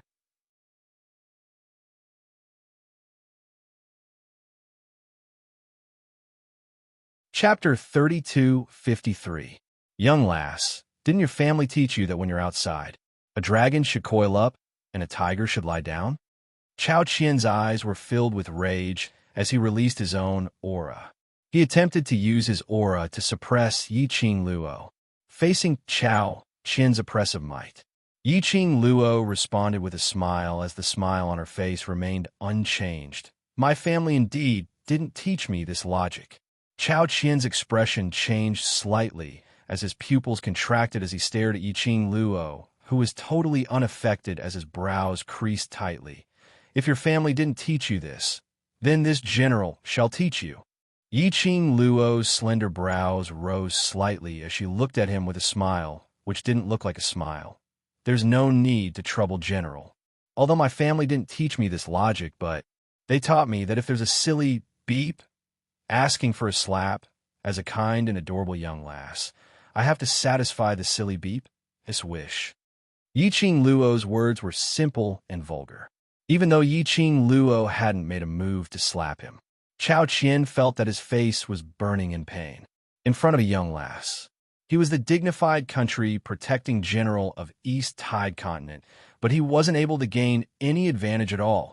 He was even ridiculed by a young lass, as though he was a retarded beep. In front of the various powerhouses, in front of the surrounding commoners, he had lost all his face. In Chao Qian's mind, he recalled what his son said. The idea that Yi Qing Luo was a demoness became even more resolute. Country protecting general. Suddenly, a young lady's clear voice interrupted the tumbling in Chao Qian's heart. Chao Qian raised his head in alarm as he stared at Yi Qing Luo. The young lady smiled lightly as her voice was clear and melodious. Since country protecting general is very clear that we are the benefactors who saved your East Tide continent, personally invited back by the East Tide monarch. But it's just the first time you've met us, and you're reprimanding, humiliating, and pressuring us. Don't tell me. Country protecting general is questioning the East Tide monarch's decision? The young lady's voice paused for a moment, but she didn't give Chao Qian a chance to speak as she continued laughing.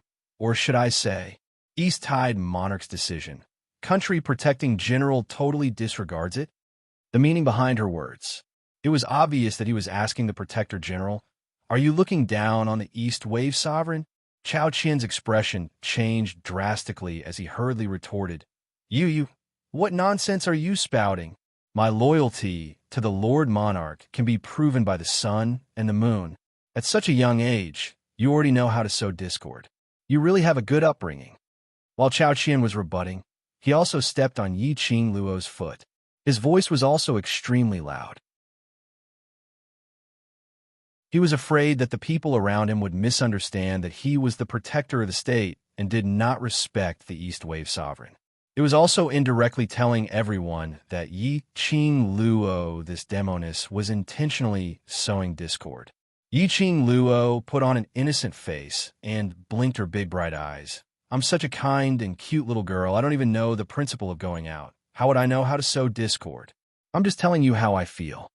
Saying that, Yi Qing Luo blinked her eyes innocently and suddenly realized something as she pointed at Chao Qian. I know, you're called. Guilty conscience. Perhaps it was because Yi Qing Luo's acting skills were simply too explosive. After Yi Qing Luo's words ended, the gazes of the surrounding powerhouses towards Chao Qian were all different. Even the surrounding commoners started to stare at Chao Qian as they started whispering amongst themselves. As the saying goes, the onlooker sees things more clearly.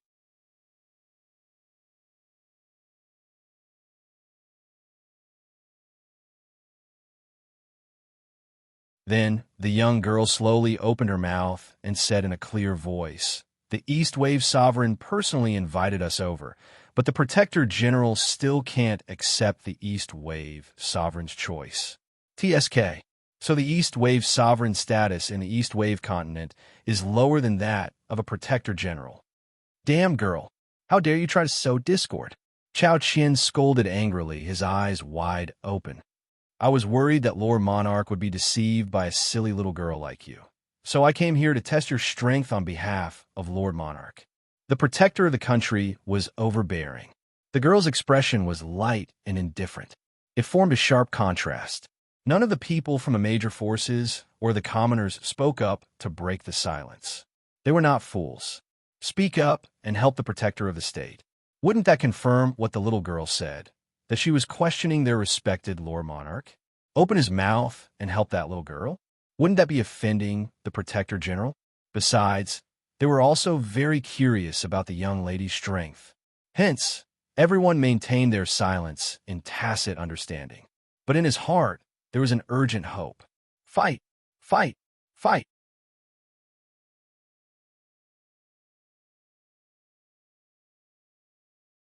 Chapter 32:55. Why? You don't dare.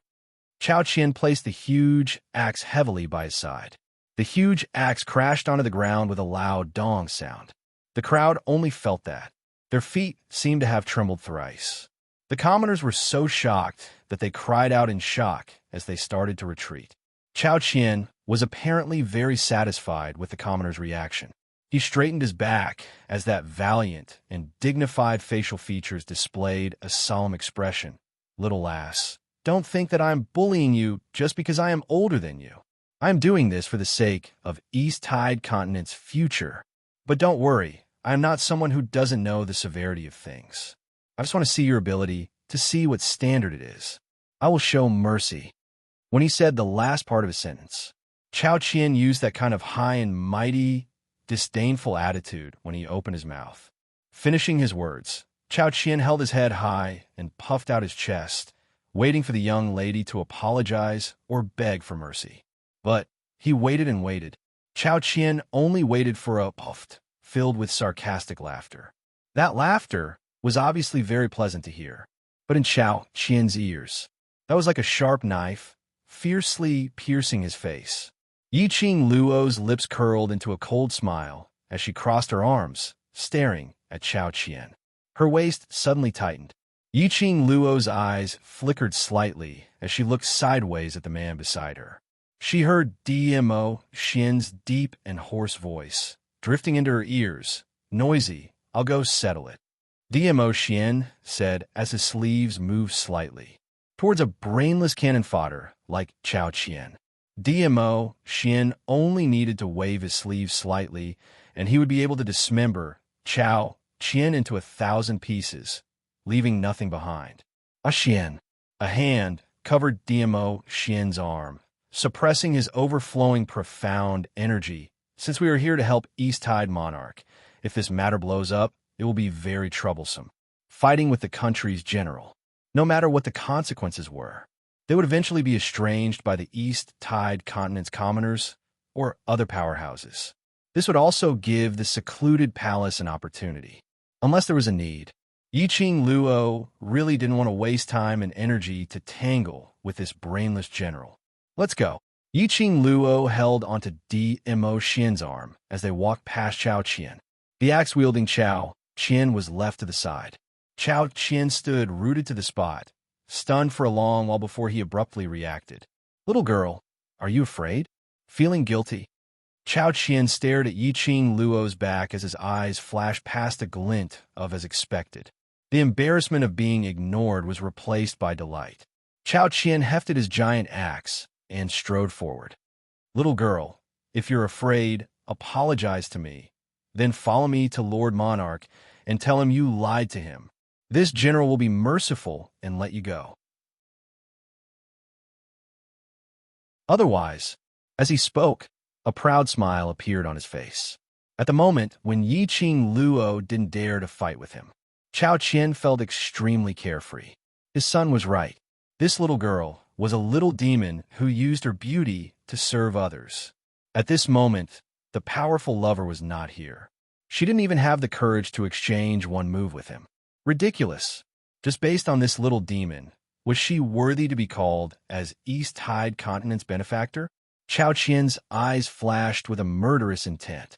He laughed coldly as his loud and clear voice resounded in the skies above Jade Dome City. Otherwise, None of you can dream of leaving Jade Dome City.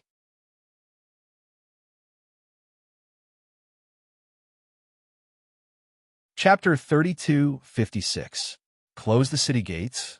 Were they intending to seal off Jade Dome City to stop them from leaving? When Yiqing Luo heard that, she squinted her eyes as a chilly intent faintly appeared in her long and narrow eyes. Chao Qian saw Yiqing Luo and Dmo Xian stopping in their tracks. He thought that they were afraid. He laughed delightfully. Two little dolls now. Have you learnt what this general taught you? The logic of being outside. He swaggered forward. The surrounding powerhouses and commoners were extremely disdainful towards Chao Qian's actions. After all, these were merely two young lads and young lady. As the protector of the kingdom, Chao Qian was indeed too overbearing.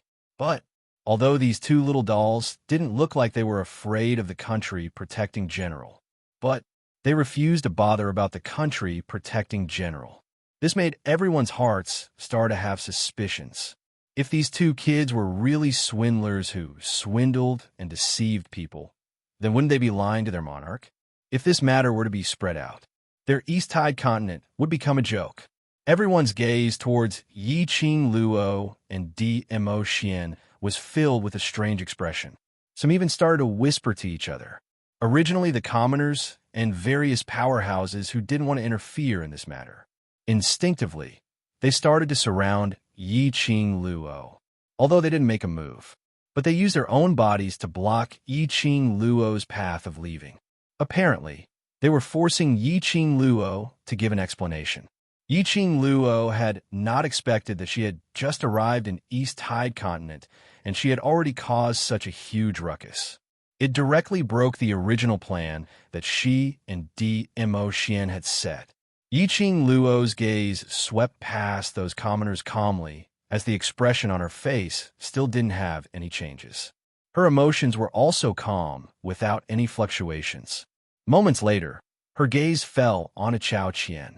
After Chao Qian saw the surrounding commoners had started to take action, the pride of being the country-protecting general and finally being able to retaliate. Earlier from Yiqing Luo's words, he had suffered humiliation which made his face filled with a vicious cold smile. Before he could open his mouth, Yiqing Luo used that pair of calm eyes to look at him as she spoke out. The reason which the state protector general taught me, pardon my ignorance, but I still haven't learned it. The corners of her lips curled up slightly. As Chao Qian's expression darkened, she continued, however, someone as intelligent as the protector of the state will definitely learn my reasoning. As soon as he finished speaking, "Pa!" The crisp sound of a slap was extremely loud. Everyone was stunned. Chao Qian was also stunned. But the girl who had slapped him gracefully retracted her hand. The masked man on the side took out an embroidered handkerchief, held the girl's hand, and wiped it off bit by bit. The young girl's face was as calm as still water, without the slightest ripple. Only that pair of long and narrow eyes were tinged with charm. It would be a waste not to take the head that was delivered to me. It would be a waste not to hit his face. Clear and melodious words spat out from the girl's pink lips one by one. After she finished this sentence, the young girl turned her head and exchanged glances with the man next to her. That aloof and noble aura, at this instance, was like the blooming of flowers in spring. No need to wipe later on. It will get dirty. Dmo Xian pinched her fair little hand. Don't think it's dirty. Punish the chicken to warn the monkey. Yiqing Luo spat out these 4 words as her peripheral vision swept past the surrounding commoners. She didn't want to stir up trouble. She also didn't want to create estrangement with the East Continent's commoners at this juncture. But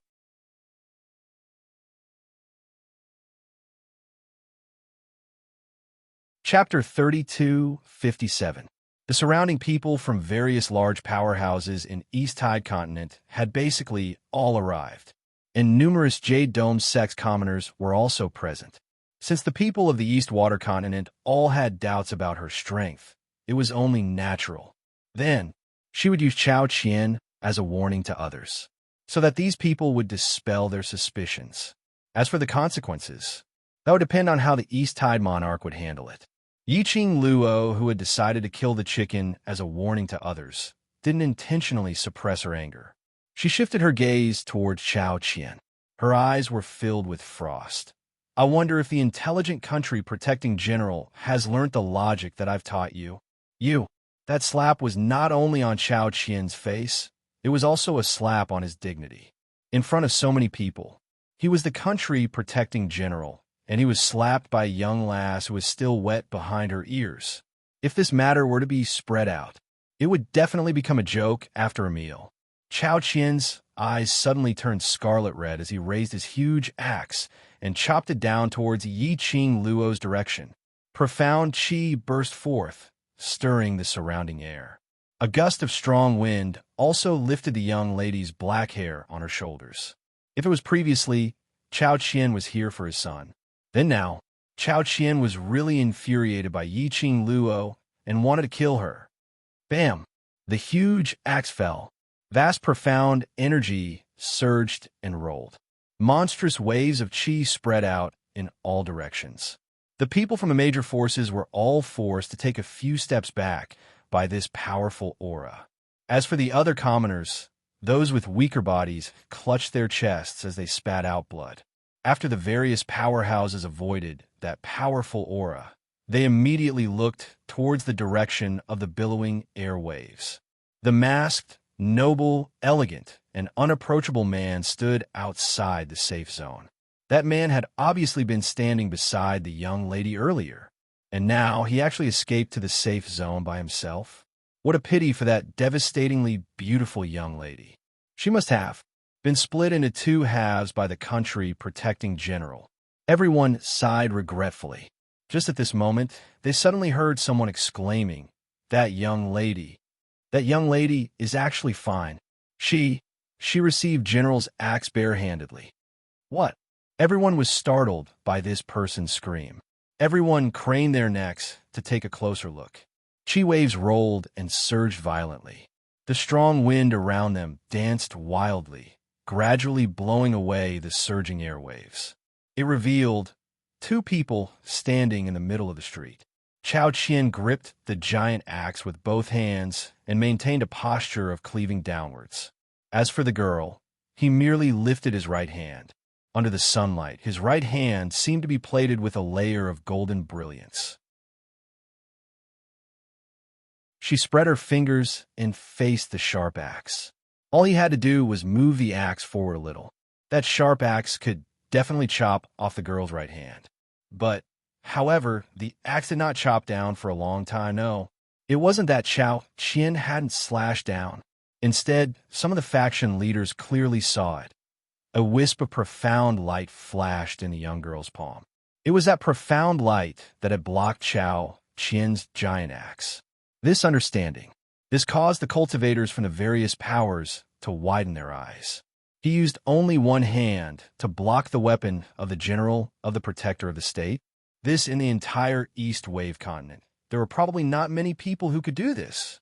This young girl actually possessed such powerful strength. It wasn't just the surrounding people who were shocked.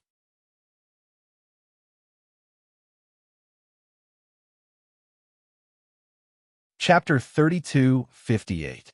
Chao Qian was very clear on how much strength he had used in this axe strike. At least 80% of his strength had been used. But this young lady in front of him, who looked like she was only 14 or 15 years old, had used her bare hands to block his attack. Bare hands. Bare hands. Even Jade Sky Sect's sect master was not able to block 80% of his attack with bare hands. Chao Qian's heart thumped hard.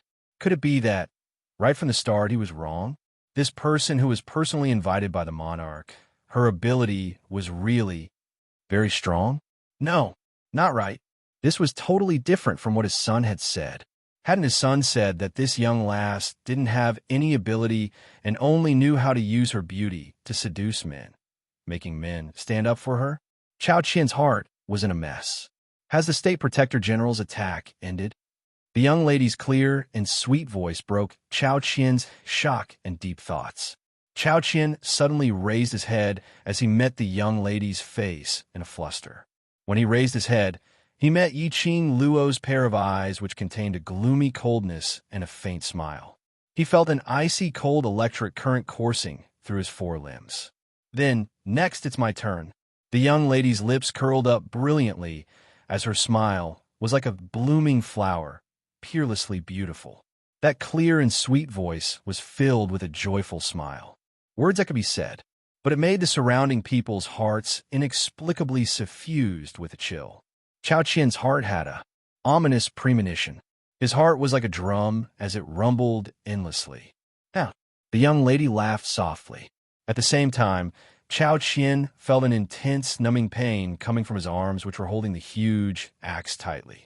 At the next instant, his hands lost the strength to hold the huge axe. Dong! The huge axe crashed heavily onto the ground. The ground split open. The commoners cried out in shock as they dispersed in all directions. Chao Qian's eyes widened in shock as he stared at Yiqing Luo in astonishment, as though he couldn't believe it. This young girl was able to render him completely defenseless and powerless to resist in such a short period of time.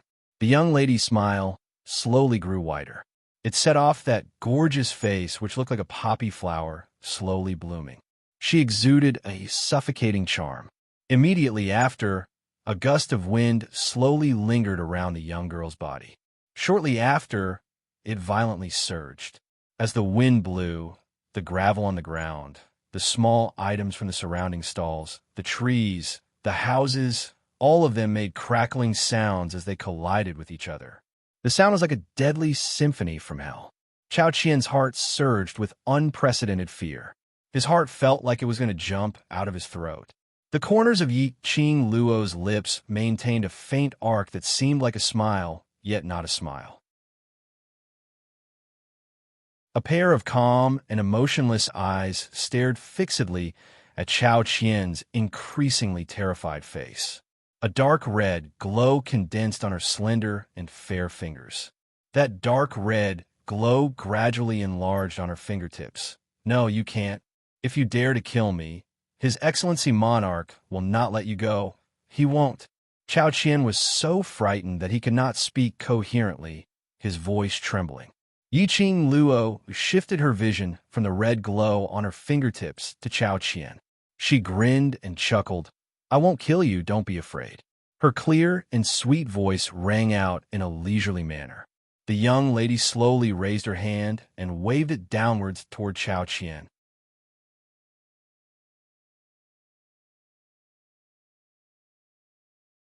Chapter 32:59. A high-pitched and urgent voice came from afar.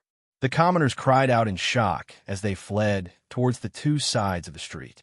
They saw a huge wolf-shaped magical beast rushing over at high speed.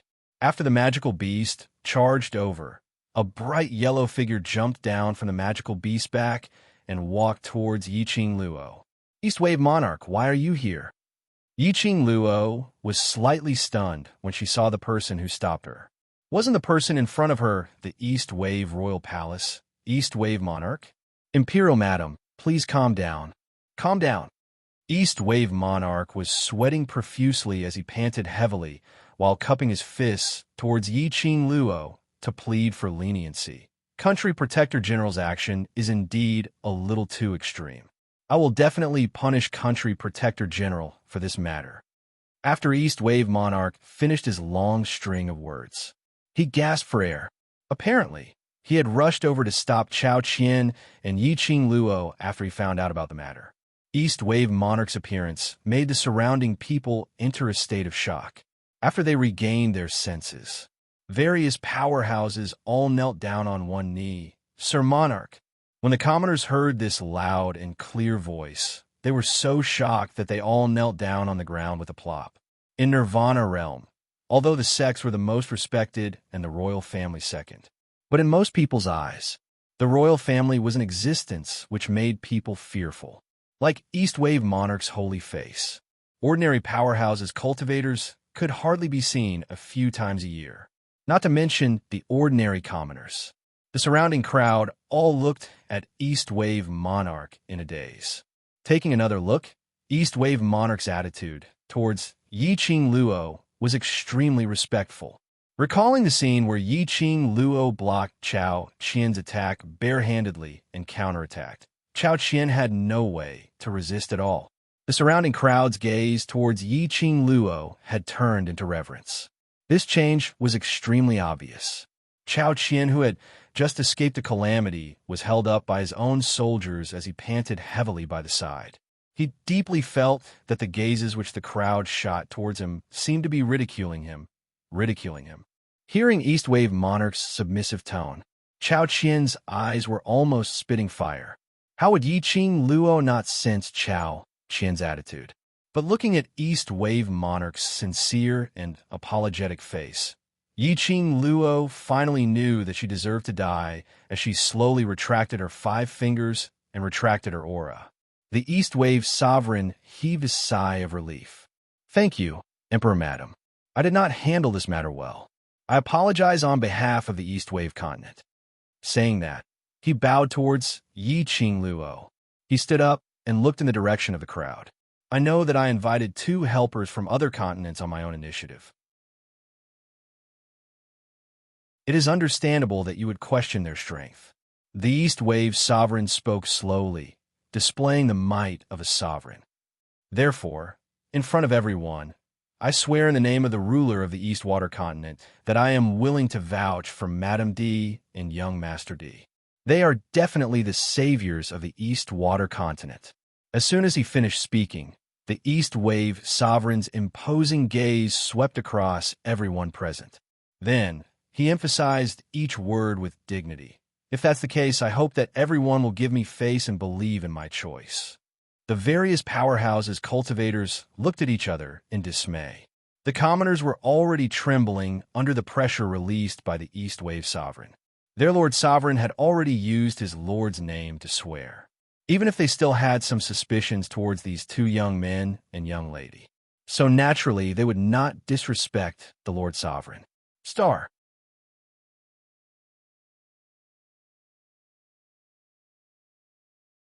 Chapter 3260.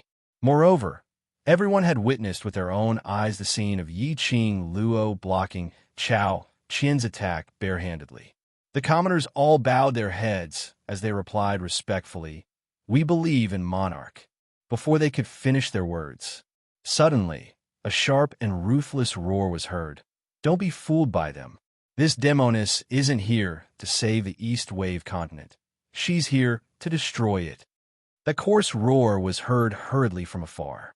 This sudden change made the surrounding commoners look towards the direction of the voice. The appearance of this voice, as compared to the appearance of the East Wave Monarch, it was even more attractive. The meaning conveyed by these words caused everyone to be alarmed. Destroy the East Wave continent? What does that mean? Not here to help the East Wave continent? How is that possible? This is the benefactor whom Sir Monarch had personally invited back. That's right, Sir Monarch has already appeared personally to vouch for them. So who is the one who is spouting nonsense here? The commoners were discussing fervently as their gazes swiftly searched for the direction where the voice came from. Bam! Only the sound of stumbling and knocking could be heard. A fat figure pushed through the crowd of commoners in front of him and squeezed his way forward. A few commoners were knocked onto the ground by this force as they cried out in pain. That fat figure's slits-like eyes stared fiercely towards Yi Qing Luo's direction, totally ignoring the commoners whom he had knocked down as he walked towards Yi Qing Luo and East Wave Monarch. When he saw the person approaching, East Wave Monarch's expression sunk slightly. His gaze swiftly swept past Yi Qing Luo's face. Seeing Yi Qing Luo's calm and indifferent expression, as though she didn't care about the person approaching, he silently heaved a sigh of relief. In actual fact, Yi Qing Luo indeed didn't care. She squinted her long and narrow eyes as she looked at the person with a smile, which didn't look like a smile, before she slowly shifted her gaze away. This person's appearance was totally within Yi Qing Luo's expectations. Chao Qian as a country protector general, it was impossible for him to find trouble with her in public for no reason. After all, he needed his face. But unfortunately, Chao Qian was so brainless as to let her slap his face. It could be said that there was no one behind this. She absolutely didn't believe it. It was none other than the sect master of the Jade Dome sect, Hao Nanren. Hao Nanren and Yi Qing Luo and the others had formed a huge enmity, so there was absolutely no chance for them to work together. Today, Yi Qing Luo and her entourage were personally invited by the East Wave monarch to the East Wave continent. That was stepping on his territory and slapping his face. How could Hao Nanren tolerate it? He couldn't wait to rush out. The Nirvana realm was dominated by the sects and supported by the royal family. When Hao Nanren's figure appeared in front of the crowd, everyone bowed respectfully in Hao Nanren's direction. Although his attitude could not be said to be as enthusiastic as when he was facing the East Wave sovereign, he was still very respectful. Hao Nanren waved his hand and stared fiercely at Yi Qing Luo, gritting his teeth as he pointed at her with righteous indignation, bellowing, "Everyone, don't be cheated by this demoness." She was a demoness who could bewitch people's hearts. Her goal in coming to the East Continent is to destroy it. Hearing how Nanren mentioned the words destroy the East Continent, once again, the crowd couldn't help but frown, looking at Hao Nanren's hysterical look.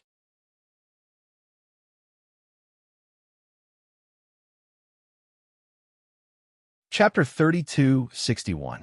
Hao Nanren sneered. The fat on his face trembled as he pointed his finger at the East Wave sovereign. Your respected ruler has long been bewitched by the demoness and lost his heart and soul. Everything I'm doing now is just being controlled by this demoness.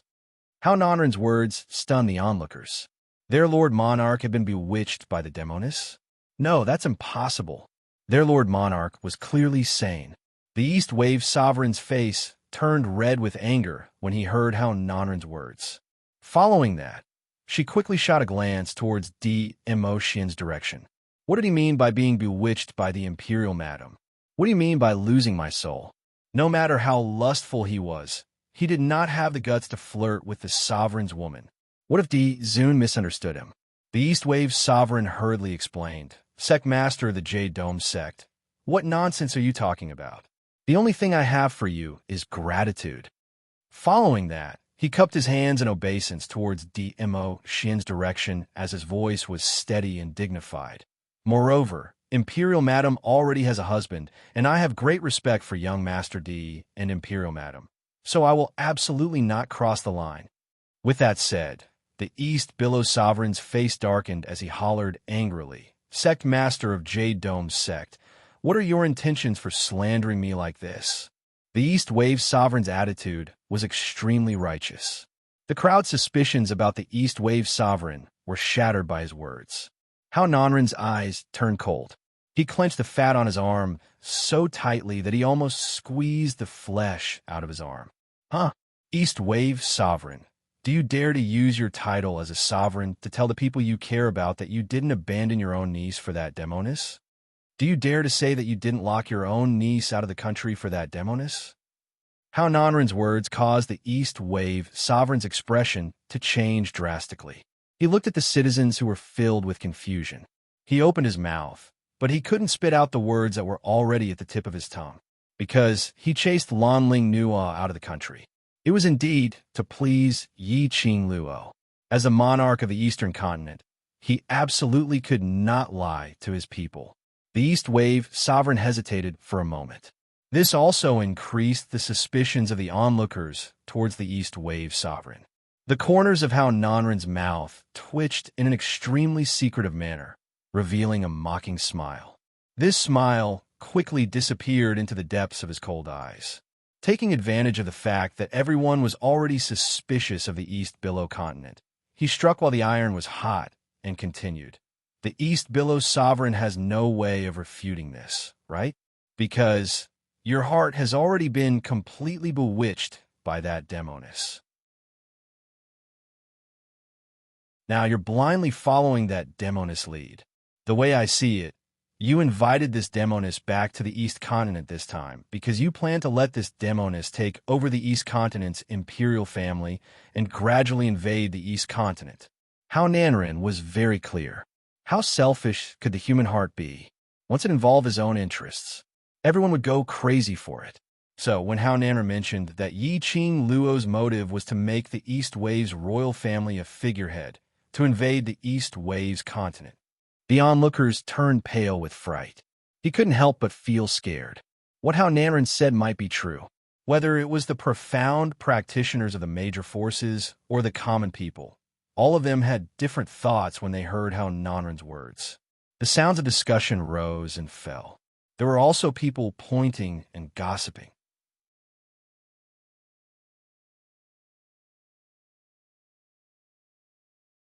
Chapter 3262.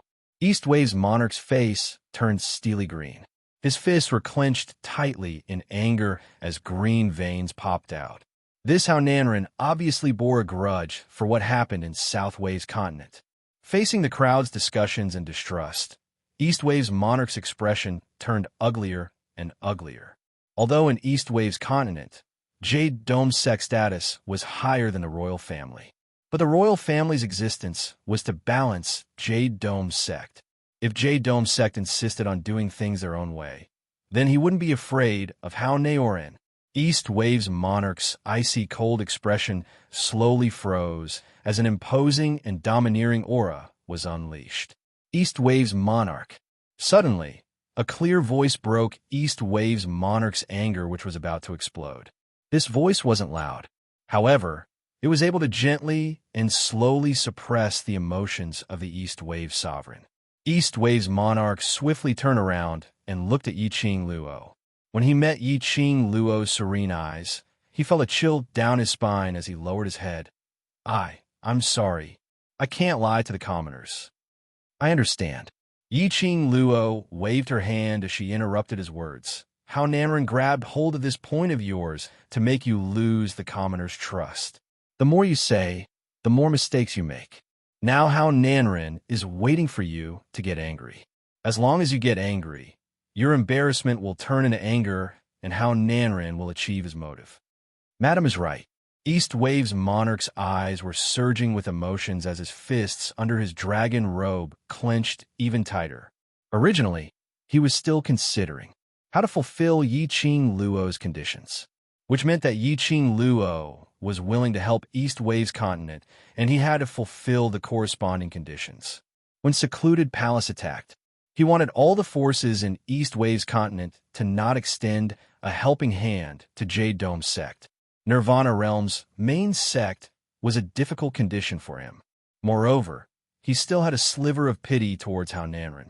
But now, Hao Nanren had successfully eliminated the last bit of his reluctance to do so. Coincidentally, all the major forces were here.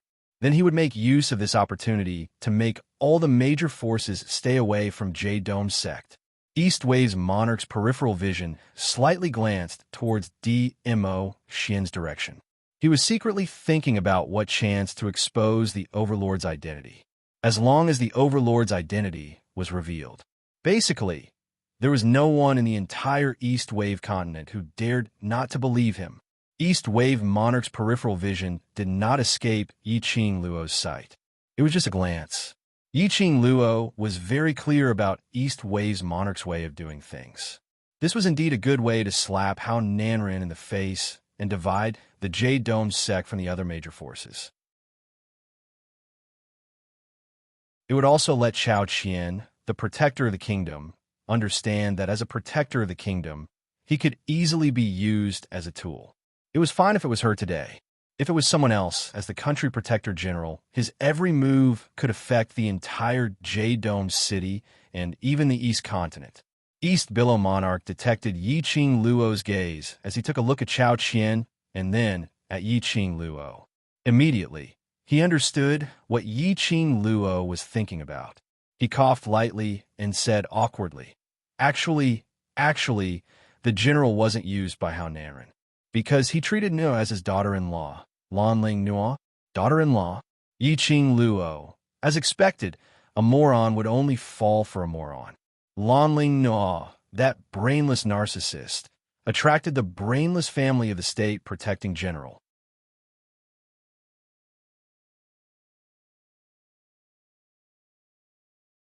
Chapter 3263. In other words, the reason why the protector of the state is targeting me is because of his retarded... no, because of his son? Yi Qing Luo's lips twitched as she looked at the East Lawn monarch. The East Wave sovereign felt even more embarrassed. He tried his best to ignore the word idiot, as he said, "If my guess is correct, that should be the case. Yi Qing Luo, he was such a good father. Of course, I'm not saying that Hao Nanren has nothing to do with what you did today." The East Wave sovereign coughed dryly. Hao Nanren is used to using people's hearts to achieve his own goals. The protector of the state was also blinded by his son's matter. If it is possible, I hope that the imperial madam will forgive the protector of the state. Yi Qing Luo indifferently shot a glance at Chao Qian as her tone was indifferent. Towards him, I have no interest. She had a max-level main account and a full set of godly equipment. For a newbie account like Chao Qian, she did not have much time to spare on him. The East Wave sovereign heaved a sigh of relief. After all, the protector of the state was also a member of the royal family.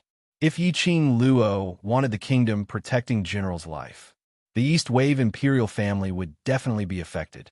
Below him, there were still many forces eyeing the position of General covetously. At this critical juncture where the Palace of Darkness could attack at any time, the East Wave sovereign really didn't want to complicate matters. The East Wave monarch did not wish to stay here any longer. He no longer wished to be the target of the crowd's criticism. He looked towards DMO Xian's direction, just as he was about to open his mouth and announce DMO Xian's identity. East Wave monarch, when you forced me to go to the South Wave continent and personally handed over the Jade Dome sex heirloom, I knew that you had been bewitched by this demoness. Everything you've said has been instructed by this demoness. I don't believe it. Hao Nanren naturally noticed East Wave monarch's gaze on DMO Xian. How could he not know what the East Wave sovereign was planning? He immediately took the initiative to strike back at the East Wave sovereign, with his words in front of her. Even if the East Wave monarch revealed DMO Xian's identity, the onlookers also began to doubt the East Wave sovereign's words. They would also think that there was a possibility that this was a lie which Yi Qing Luo had instigated. Of course, there were also profound practitioners who wanted to believe in the power of the East Wave sovereign. However, this matter concerned the future survival of the Eastwater continent. No one dared to make their stance clear. The words that the East Wave sovereign was about to say were forced back into his throat by Hao Nanren. He was so angry that he was about to stomp his feet. His face was ashen and ugly to the extreme. Ha ha! Speechless now, right? Monarch of the East Waves, does this mean that you agree? When Hao Nanren saw that the monarch of the East Waves was rendered speechless, he laughed loudly in a pleased manner. The humiliation that he had suffered from Yi Qing Luo and East Wave monarch, he wanted to repay them bit by bit. Although Hao Nanren's eyes were as small as a slit, the viciousness hidden in them were very strong. His eyes were filled with viciousness as he stared at Yi Qing Luo's direction. His lips curled into an evil sneer. However, the moment Hao Nanren's gaze landed on him, a voice suddenly rang out. The girl's clear and charming eyes met Hao Nanren's gaze leisurely. Their eyes happened to meet. The sinister smile on Hao Nanren's face was seen clearly. Then, Hao Nanren's chubby face turned ghastly pale as if the color had faded. His smile and expression froze on his face. On the other hand, the young lady who met his gaze had a teasing smile in her eyes as she looked at him, who was obviously trying to avoid her gaze. Star.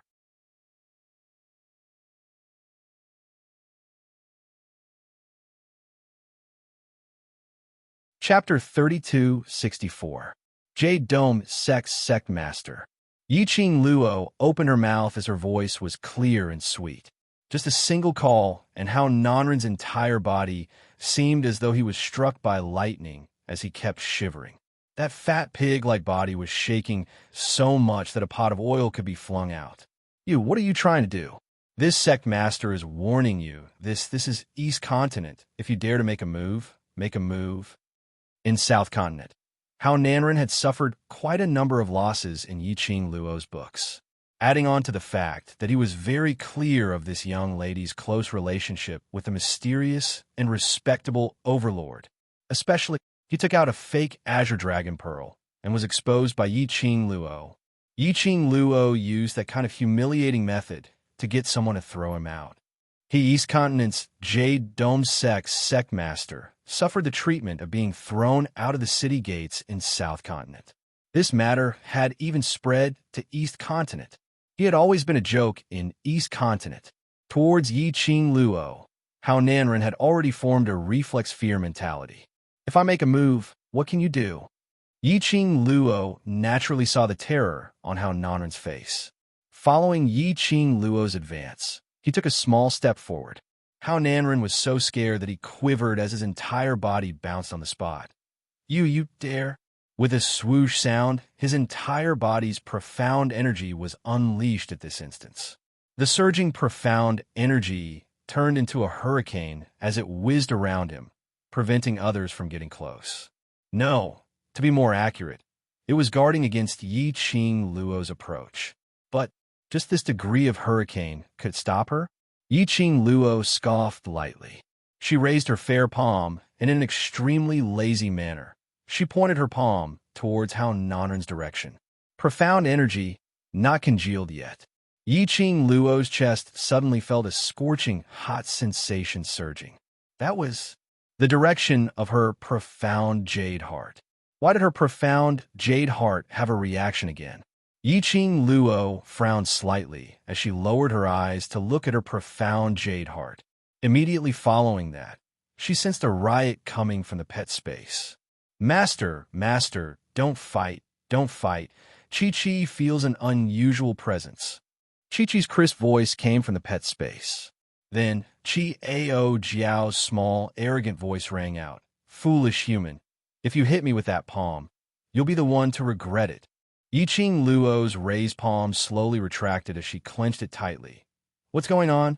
Chi-Yin snorted and said, There's a familiar smell on the fat man named Hao Nanren. Yes, master. That unusual aura was very dense. If master can find that unusual aura through that lump of fat, it will definitely be helpful to master. Chi-Chi wagged his tail in agreement. An unusual aura? A familiar smell? On Hao Nanren. Yi-Ching Luo's slender brows creased as she stared at Hao Nanren and sized him up for a long time, but she didn't detect any different aura from Hao Nanren. Madam, what are you thinking about? East Billow Monarch saw that Yi-Ching Luo had been using a strange gaze to stare at Hao Nanren, and his heart couldn't help but felt his hair standing on end. Yi-Ching Luo glanced sideways as she looked at East Billow Monarch. A glint suddenly flashed past her mind as a mischievous glint flashed past her eyes, and she pretended to be doubtful. I sensed a different aura from Hao Nanren's body. Could it be that this Jade Sky sect sovereign has other unknown powers? East Billow Monarch's pupils suddenly contracted. This change was extremely minute, but it penetrated deep into Yi-Ching Luo's eyes.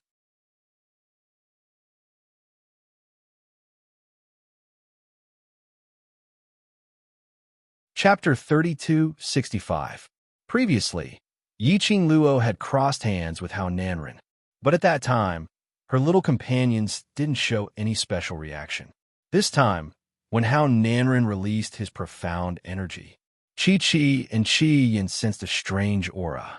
It could be seen that after she chased Hao Nanren out of the palace in South Wave Continent, what change had happened to Hao Nanren? And this change should be due to external forces. Yi-Ching Luo initially felt that Hao Nanren might cooperate with the secluded palace in a fit of anger. At the same time, he would obtain the power to raise his profound grade. But after observing Hao Nanren for a long time, Yi-Ching Luo didn't sense any trace of secluded palace's in-chi from Hao Nanren.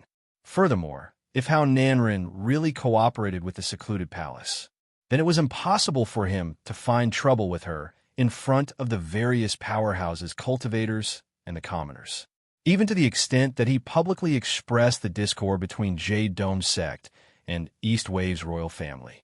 So, Yi-Ching Luo concluded, She totally couldn't sense the strange aura from Hao Nanren, but it made Chi and Chi Yin extremely excited. It must be related to Hao Nanren or Jade Dome sect itself. Because of this, Yiqing Luo asked. From East Wave's monarch's expression, Yiqing Luo was completely sure of her guess. Regarding Jade Dome sect, is it inconvenient for East Wave's monarch to say it clearly? Yiqing Luo asked with a light smile. Her tone was gentle and her emotions were calm. But how would East Wave's monarch not hear the deeper meaning in Yiqing Luo's words? Earlier, because of Yiqing Luo's words, he revealed an astonished expression, and it definitely didn't escape Yiqing Luo's eyes. Even if he didn't admit it, Yiqing Luo could also conclude that Jade Dome's sect indeed had other powers. Moreover, it wasn't unknown.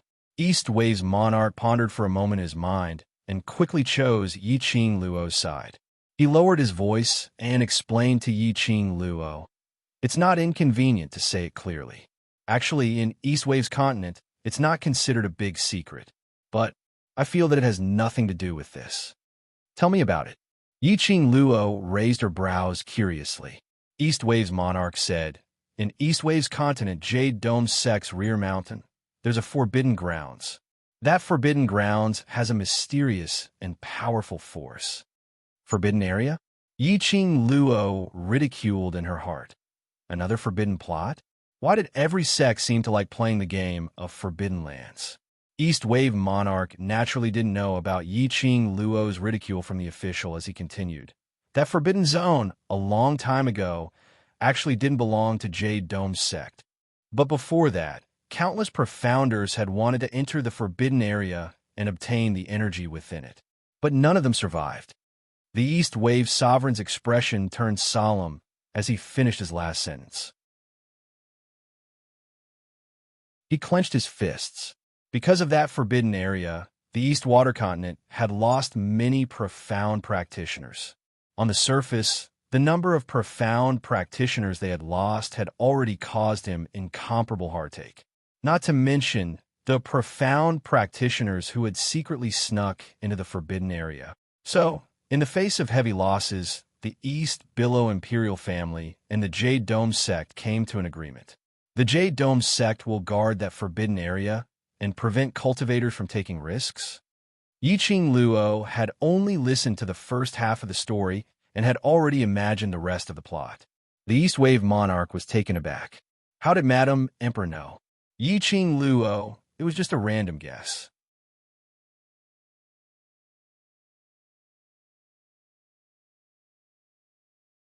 Chapter 3266. The Forbidden Zone is handed over to Jade Dome sect to guard. Does that mean that Jade Dome sect's people can freely enter and exit the Forbidden Zone? Yiqing Luo coughed dryly as she speedily changed the topic. As expected, East Wave's monarch didn't bother about why Yiqing Luo was able to tell the reason of the subsequent plot. Instead, he respectfully answered Yiqing Luo's question. No. Although Jade Dome sect is guarding that Forbidden Zone, but the entire Jade Dome sect, including Hao Nanren, is not allowed to enter that Forbidden Zone. Yiqing Luo's slender brows rose as she gave a deep smile. She squinted her eyes as she stared at Hao Nanren. The expression on her face was tainted with an unfathomable deep meaning. East Wave's monarch took a careful look at Yiqing Luo as he felt goosebumps. He stammered as he asked softly, What's the matter?" Yiqing Luo's lips curled upwards as she smiled sweetly. "Nothing, I suddenly don't feel like hitting him anymore."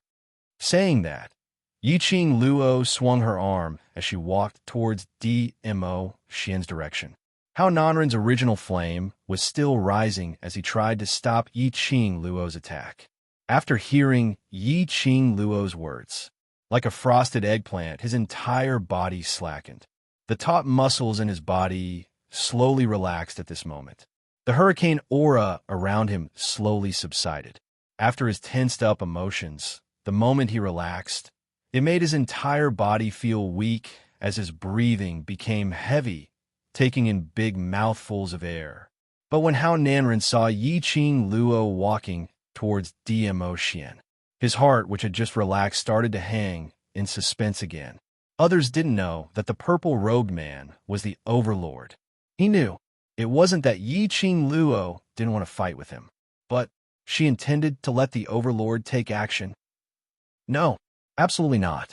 Once the overlord took action, East Wave Continent's various powerhouses, various commoners, would absolutely bow down to the overlord's might. Then everything he had done today would have been in vain. Most importantly, between him and Yi Qing Luo, with the royal family, it was obvious that they were on bad terms. No matter how much those people in East Wave's continent respected him as the sect master, they wouldn't take the risk of offending the overlord to interact with him. The more Hao Nanren thought about it, the more panicked he became, seeing that Yi Qing Luo was about to reach Mo Xian's side. Hao Nanren was anxious. His face, which was so fat that only the flesh could be seen, was twisted in anger. Demoness, are you feeling guilty now that I've seen through your scheme? Hao Nanren bellowed furiously as he tried to sow discord between Mo Xian and him. That Demoness is a vixen who can't stand being left out. Even the East Wave sovereign, who was old enough to be her father, was willing to do such a thing. I don't know how many men she has seduced before you.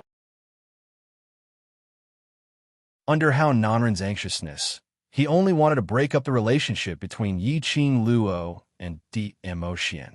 For Yi Qing Luo to be so arrogant wasn't her biggest trump card, the overlord. If Dizun was gone, she was just a little girl. How could she be so arrogant? Thinking of this, when Hao Nanren was making fun of Yi Qing Luo, it was so smooth that he didn't even have to pant. But Hao Nanren didn't see it. When he opened his mouth for the first sentence, that masked man revealed a pair of peach blossom eyes under the mask. The gaze which he shot at him was like a sharp ice knife, turning colder and colder. Even when he was about to continue to sow dissension between the two of them, the man's sleeves moved.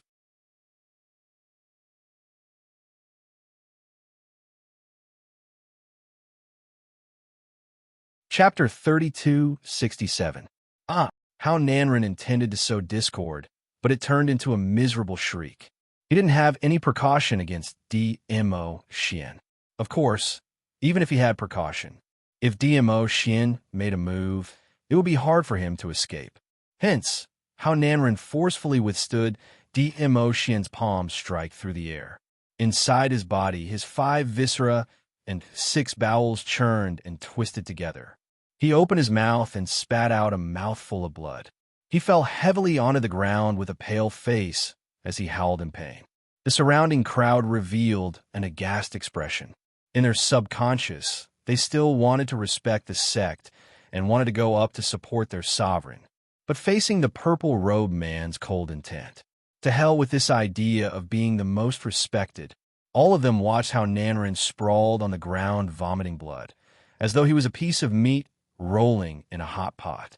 Towards this scene, Yi Qing Luo didn't even give Hao Nanren a glance. She skipped to Mo Xian's side and hooked his arm. Her actions were as delicate as a young lady who was untainted by the world. There was no trace of the majestic and domineering aura he had shown when he faced Hao Nanren just now. The surrounding crowd was stunned. Yi Qing Luo rested her chin on the man's arm as she raised her head and smiled at the man's handsome side profile. Xian, you heard what East Wave Monarch said, right? Mo Xian's gaze was filled with warmth as his thin lips curled. Amen.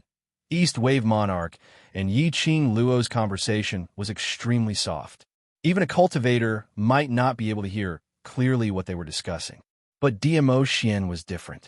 Although eavesdropping this kind of behavior was very degrading, but there was something related to her. How could Mo Xian not care about it? His vision had always been on Yi Qing Luo, not blinking at all. Towards Mo Xian's warmth, it was as though it was filled with thousands of spring water. Yi Qing Luo's heart was also filled with warmth. The smile between her brows seemed to be longer and narrower. She blinked her long eyelashes. When Hao Nanren released his profound energy, Qi and Qi Yin said that there was an unusual aura on Hao Nanren. Just now, after Hao Nanren spat out blood, Qi and Cheyenne feelings became stronger.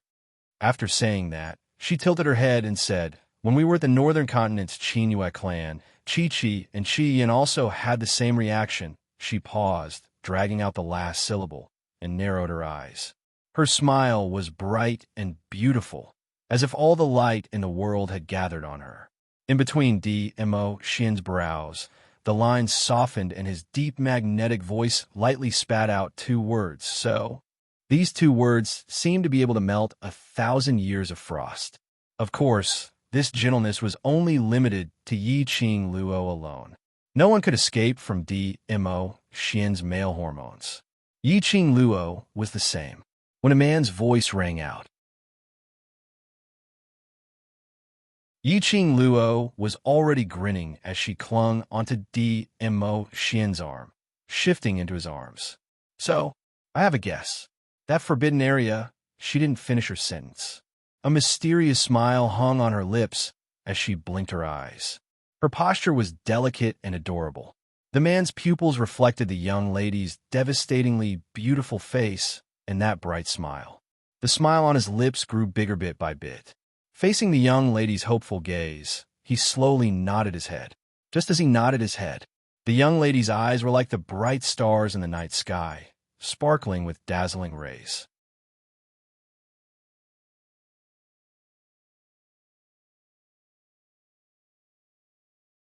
Chapter 3268. Since she had confirmed the guess in her heart, Yi Qing Luo didn't waste any more time. She looked towards the East Wave's monarch. Her pitch-black eyes were filled with a deep meaning of a smile.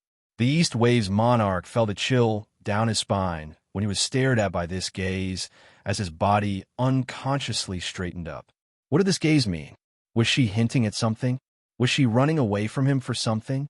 Thoughts kept flying past in the East Wave's monarch's mind. Suddenly, a calm and icy cold voice broke all the thoughts in his mind. Forbidden grounds. These 2 simple words exploded in the East Wave's sovereign's mind like a clap of thunder. The expression on the East Wave's monarch's face was both terrified and solemn as he looked towards Mo Shin's direction. Earlier, that voice came from the Overlord. Forbidden grounds? What did this mean? The East Wave's monarch was shocked as his mind went into a daze. His gaze moved swiftly, trying to catch the meaning of the Overlord's words. Suddenly, his gaze collided with Yi Qing Luo's gaze, which seemed to be smiling, yet not smiling. He quivered instantly. He caught on to something as he recalled the discussion about the forbidden grounds with Yi Qing Luo earlier. Could it be? The Overlord and Imperial Madam were planning to... You all are indeed angry from embarrassment. How Nanren clutched his chest as he screamed, pointing at the few of them with hatred. Although Mo Shin's palm didn't take his life, but it also caused his internal organs to be twisted together. As long as he circulated his profound jade heart and wanted to release his profound energy, that twisting pain would corrode his limbs and bones. It was so painful that he couldn't bear it as he groaned. The twisting pain in his body was torturing him. His hatred towards Yi Qing Luo and the hatred towards the East Billow's monarch grew even more intense. Of course, it wasn't that he didn't hate the Overlord, but the Overlord was so powerful that he didn't even dare to have any thoughts of hatred. Cough, cough.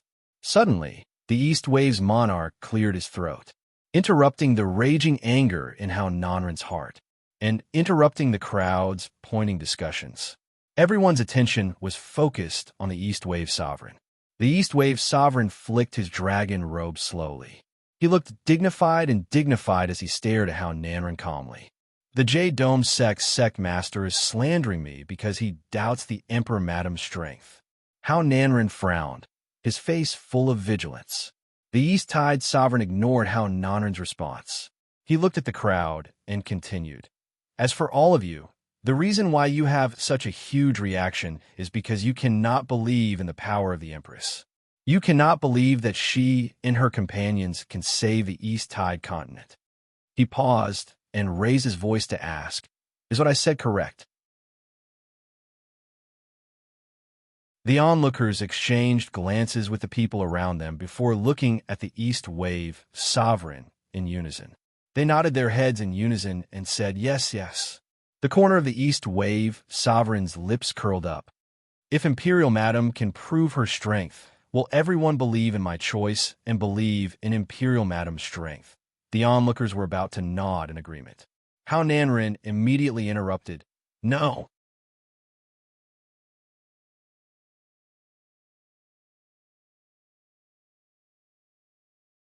Chapter 3269. How Nanren was rendered speechless by East Wave Monarch's words. In his heart, he was certain that the reason why that lady called Yiqing Luo had so many legendary stories was because she had the help of the Overlord and the Imperial Palace behind her. However, after hearing the East Wave Sovereign's solemn vow, the East Wave Sovereign's heart skipped a beat. No matter how much he felt that Yiqing Luo was a demoness who relied on her looks, he didn't dare to take this risk. East Wave Monarch, you've already been bewitched by that demoness. What you said about proving your ability is totally untrustworthy. How Nanren's nerves were taut as he screamed. The crowd nodded in agreement as they looked towards East Wave Monarch in unison. Jade Dome Sectmaster's right. Unexpectedly, East Wave Monarch nodded in agreement as he gave a gentlemanly smile. So, I have a suggestion. Not only can it prove Imperial Madam's ability, it can also wash away the slander of me being bewitched. It can also make Jade Dome Sectmaster rest assured. As East Wave Monarch spoke, his tone became heavier and heavier. How Nanren's heart became even more tensed, and occasionally it thumped heavily. That kind of uneasy premonition almost made his heart heavy, and he couldn't breathe. What? Under East Wave Monarch's imposing gaze, how Nanren's voice trembled as he spat out two words.